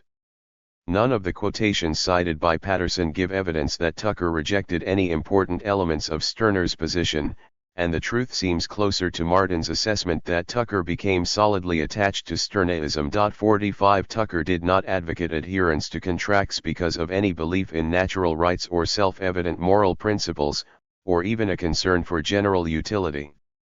He sees the basis for contract as being purely egoistic, and his explanation calls to mind Stirner's egoistic union. Contract, he says, is a tacit agreement or understanding between human beings, as individuals living in daily contact and dependent on some sort of cooperation with each other for the satisfaction of their daily wants, not to trespass upon each other's individuality, the motive of this agreement being the purely egoistic desire of each for the peaceful preservation of his own individuality. 46 Tucker is thus fully in accord with Stirner on the issue. His admiration for Stirner is evidenced by the fact that he published an English-language edition of The Ego and His Own. It is clear, then, that the foremost American individualist anarchist theorist was profoundly influenced by Stirner. Other anarchists associated with Tucker, including James Walker, John Beverly Robinson, and Stephen Byington, also drew upon Stirner's thought. Stirner's influence on individualist anarchism has continued to the present, and I strongly suspect that it is in fact growing. While Patterson asserts that he has no philosophical disciples among anarchists, 47, the egoistic tradition has been carried on by several contemporary representatives, perhaps most notably S.E. Parker, who edits the Stirnerite Journal -1. Parker's lively and pointed remarks on numerous issues often appear in anarchist publications and eloquently express the individualist position. There also exists a French publication, Moi, which is inclined towards Stirnerian egoism. Finally, many of the assumptions of the American anarcho-capitalists are similar to Stirner's. While some accept natural right or utilitarian theories, many base their position on egoism, and some look directly to Stirner for inspiration. While Stirner has had great influence on the extreme individualist wing of anarchism, he has also been seen as a significant thinker by figures who are more in the mainstream of the anarchist tradition. Emma Goldman, for example, combines an acceptance of many of the principles of anarcho-syndicalism and anarcho-communism with a strong emphasis on individuality and personal uniqueness. The inspiration for this latter part of her outlook comes from thinkers like Emerson, Nietzsche, Ibsen, and not least of all, Stirner. 48 More recently, Herbert Read has commented on the value of Stirner's defense of individuality. 49 In view of such influence on important figures of both individualist and social anarchism, Patterson's contention that we find scarcely any evidence to show that the principles or practice of historic anarchism has been significantly modified by the idea of der Einzige at any main point, 50 must be rejected. Patterson's second point, that Stirner is himself not an anarchist, is more difficult to deal with. He comes to this conclusion because of his very narrow definition of anarchism. In his view, for one to be an anarchist, one must be a rationalist, be idealistic, be against government and authority, be opposed to property, believe people to have a moral sense and respect for others, demand social responsibility, and aim at a society based on cooperation. Accordingly, since Stirner fails to meet most of these criteria, he is judged not to be an anarchist. It should be noted that on the basis of this definition of anarchism, most individualists would be read out of the movement, and many social anarchists would have somewhat dubious credentials. In order to decide whether Patterson is justified in excluding Stirner from anarchism, the meaning of the terms anarchist and anarchism must be considered more carefully. I have done this in considerable detail elsewhere. 51 At present, I will only summarize very briefly what I take to be the necessary criteria for calling someone an anarchist, and then see whether Stirner meets these criteria. In developing criteria for applying the terms anarchist and anarchism, several things must be considered. First, the criteria must perform the function of revealing the common characteristics of the social and political theories which have historically been called forms of anarchism. Secondly, they must show the underlying assumptions behind anarchism as a historical movement for social change, and thereby link theory to practice. And finally, they must give a basis for distinguishing anarchist theory and practice from other political philosophies and social movements. On the basis of these considerations, I see 4 criteria as being necessary for a minimum definition of anarchism. Anarchism has, first, a view of the ideal society. This society is seen as non-coercive, non-dominating, and non-exploitative. Secondly, anarchism has a criticism of existing institutions, based on this view of the ideal. Present institutions, and, above all, the state, are criticized as being oppressive, and destructive of freedom, individuality, and autonomy. Third, anarchists have a view of human nature which gives hope for significant movement in the direction of the ideal. They may be very pessimistic about the effects of authoritarian institutions on people, but they also believe that people have a great potential for autonomous, creative action, which can be realized if the requisite social conditions are created. Finally, anarchists have a distinctive set of practical proposals for immediate change in the direction of the ideal. They believe that voluntaristic, decentralist, liberatory alternatives can now be established to begin the development of a free human society. According to this definition, both individualists and socialists can be seen to fit into the anarchist tradition. The individualist anarchist presents a vision of an ideal society based on voluntary contracts, a criticism of coercive action by the state, a view of human nature which sees people as being capable of rational, mutually beneficial agreements, and proposals for replacing governmental institutions by voluntary ones. There is no reason, in view of the history of anarchism, why such individuals should not be called anarchists. Neither, however, is there any reason to consider such a position a very consistent or convincing form of anarchism. I contend that if the full implications of the concepts of domination, exploitation, and coercion are understood, the individualist acceptance of competition and self-interest as the basis for social organization must be rejected. A view of anarchism which seeks to eliminate coercion and the state, but which overlooks other ways in which people dominate other people, is a very incomplete and quite contradictory type of anarchism. The most thoroughgoing and perceptive anarchist theories have shown that all types of domination are interrelated, all are destructive, and all must be eliminated. This includes not only domination of subjects by political rulers, but domination of races by other races, of females by males, of the young by the old, of the weak by the strong, of the poor by the rich, and not least of all, the domination of nature by humans. Many of these forms of domination can be carried out in a free, non-coercive, contractual manner, as some conservatives have perceived, and it is naive for some anarchists to think that mere opposition to political control will in itself lead to an end to oppression. Anarchism may begin as a revolt against political authority, but if followed to its logical conclusion it becomes an all-encompassing critique of the will to dominate and all its manifestations. All of this can be applied to Stirner's philosophy. Stirner can validly be called an anarchist according to the definition presented here. His ideal society is the union of egoists, in which peaceful egoistic competition would replace the state and society. He obviously has a thoroughgoing criticism of the state and many other social institutions, which he sees as destructive of individuality. He sees human beings as being fundamentally egoistic. However, he believes that this selfishness can be used as a basis for contractual agreements in which all pursue their respective egoistic interests. Finally, he proposes secession from existing society, and the establishment of contractual relationships as the practical method of achieving the egoistic union. Thus, Stirner's position is a form of anarchism, yet it is a greatly inadequate form. He opposes domination of the ego by the state, but he advises people to seek to dominate others in any other way they can manage. Ultimately, might makes right. It is difficult, in fact, to see why the union of egoists should be preferred by any egoist who happens to be in a position to exercise political authority.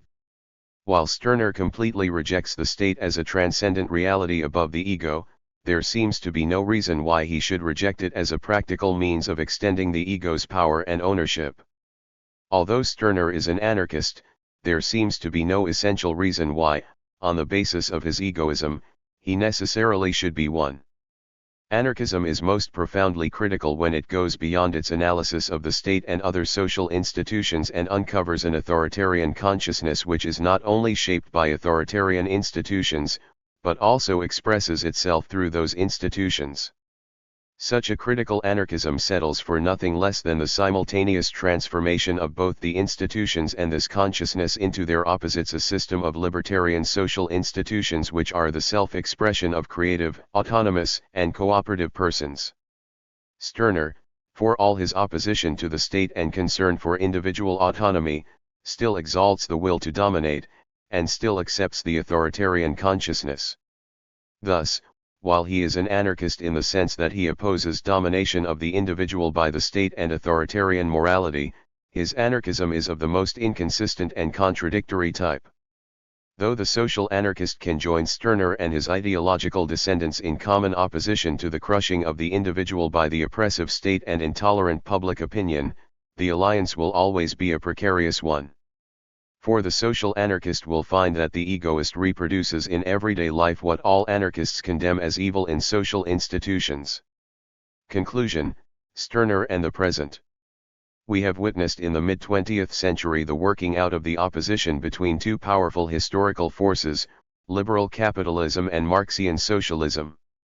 On the one hand, we have seen the realization of the implications of capitalist individualism. It has reached its fulfillment in a society in which increased consumption of commodities becomes the highest end of existence. It has exalted abstractions above human needs. It has destroyed the last vestiges of communal life. It has used the mad pursuit of increased production to disguise spiritual impoverishment. It has degraded and disfigured the natural environment, and blighted and dehumanized the social environment. It has maintained permanent inequality through the myth of equal opportunity. It has even reduced the supposedly sacred individual to a position of helplessness before the technically aggrandized machine of the corporate state. On the other hand, we have observed the parallel development of authoritarian socialism. It has empowered a new ruling elite to regulate its massive impersonal bureaucracy. It has trampled upon individual freedom and creativity in defense of ideological orthodoxy. It has ignored human needs in favor of industrial and technological development. It has sought to reduce society to a grim, monotonous efficiency. It has preserved the power relationships of capitalism, while masking them in the guise of socialism and communism. Thus, the two great contradictory historical movements have approached a point of convergence. Were one to describe a society in terms such as hierarchy, bureaucracy, the centralized state, powerlessness of the individual, social atomization, technological control, heavy industrialization, global imperialism, and destruction of nature, which society would it be? Ironically, the terms seem to apply equally to Russia's state capitalism and America's socialism of the rich. Since these supposedly antithetical historical tendencies have produced such similar results, it is not surprising that as their consequences have become evident, the necessity for antagonism, for Cold War, has been brought into question. Perhaps hierarchy has finally entrenched itself sufficiently in the very structure of society that it does not at the present moment need to make its customary use of the myth of the satanic enemy. Perhaps the erstwhile enemies can now join together in a common pursuit of domination. Or perhaps there is another historical possibility. Anarchism has proposed an alternative synthesis of the values of liberalism and socialism. This synthesis is suggested in Bakunin's famous statement that freedom without socialism is privilege and injustice. Socialism without freedom is slavery and brutality. 52 Anarchism seeks to preserve liberal values such as individuality, personal freedom, autonomy, individual responsibility, and pluralism. But it also attempts to realize such socialist values, as equality, community, cooperation, social responsibility, and solidarity. As in any true dialectical synthesis, the opposition between the opposing elements is not overcome, but is rather preserved in a kind of enduring tension. Thus, within social anarchism itself there is a tension between its libertarian and communal elements, a tension which must be preserved if it is to avoid deteriorating into a form of liberal individualism or authoritarian socialism. Social anarchism is therefore a thoroughly self-critical position, exercising constant vigilance in order to avoid the dangers to individuality which might arise from its commitment to communalism, and the dangers to community which might arise from its pursuit of individual autonomy. Social anarchism offers the synthesis as an alternative to that mentioned earlier. Thus the true opposition at present is not between corporate capitalism and authoritarian socialism, but rather between these two forms of domination and the anarchistic forces of liberation which are now just beginning to manifest themselves. How does Stirner fit into this scheme? In some ways he appears to make a contribution to the libertarian position. He is a severe critic of many elements of liberalism which have been rejected by anarchism. He sees through the hypocrisy of bourgeois morality and shows it to be a threat to individuality and personal authenticity. He also sees the futility of the pursuit of status and material wealth for their own sake, and the debilitating effects of the Protestant ethic.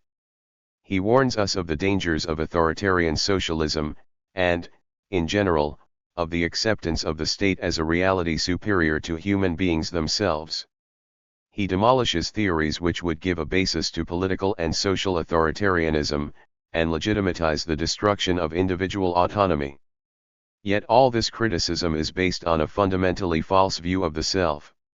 Stirner can have no understanding of values like community, solidarity, cooperation, and mutual aid because he erroneously abstracts the ego from its origins as a social creation, and its ongoing relationship of interdependence with society and nature. This is the significance of the following passage from Book Chin. Ironically, this inner, isolated self turns out to be one of the most fictitious of universals, one of the most treacherous abstractions, a metaphysical concept in which consciousness, far from expanding, contracts into banalities and trivia.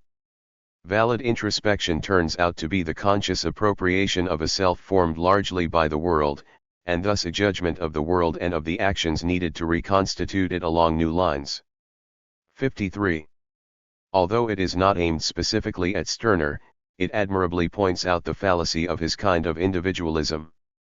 Libertarian theory, if it is to be convincing today, must take into account the conceptions of the nature of reality which the natural and social sciences are revealing to us.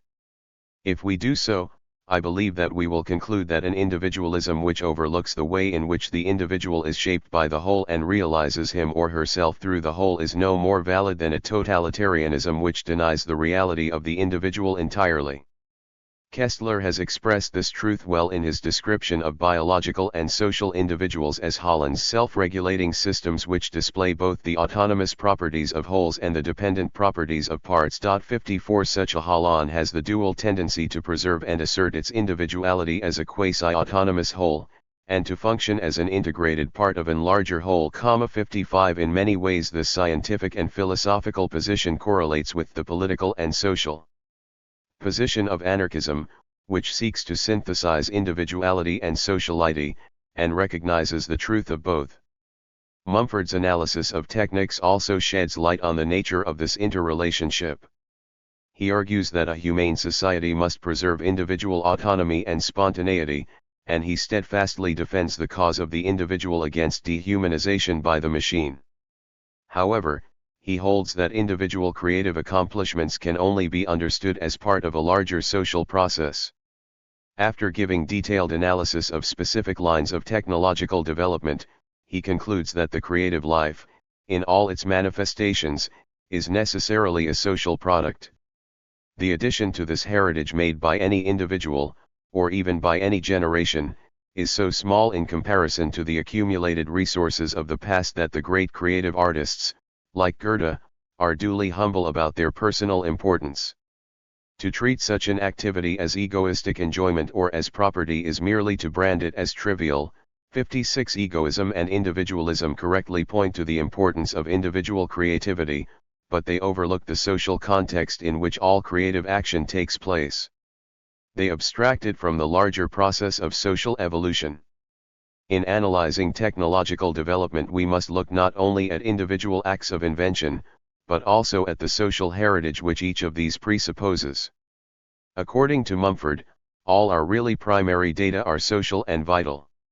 One begins with life, and one knows life, not as a fact in the raw, but only as one is conscious of human society and uses the tools and instruments society has developed through history: words, symbols, grammar, logic, the whole technique of communication and funded experience. 57 This is even more obviously true of the specific tools and instruments required in any technical field. The development of the science of ecology has led in the direction of a view of reality that is not only social but also libertarian. By focusing on the ways in which humans are related to the whole of nature, ecology has produced a wider realization that human beings are an inseparable part not only of human society, but indeed of a society which includes all living beings. The ecological view of nature is analogous to the social anarchist view of community, a system in which the integrity of the whole and the integrity of the part are mutually dependent. If some individuals upset the harmonious balance in pursuit of a limited and false self-interest, the whole, and thus each individual, is injured and perhaps destroyed.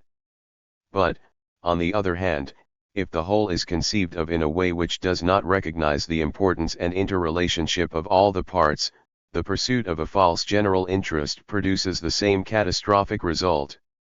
Thus, Bookchin has very cogently argued that an anarchist community would approximate a clearly definable ecosystem, it would be diversified, balanced, and harmonious. 58. This same point could be approached from numerous other perspectives, but the theme of these concluding remarks should now be clear: a valid view of human nature, a valid ethics, and a valid social and political theory require a tenable view of the nature of reality as a whole. Thus, a position like Stirner's, which shows an utter disregard for the social nature of the self, and which consequently misinterprets the place of the individual in the universe, cannot yield acceptable results in any area of application. It is wrong in its fundamental presupposition.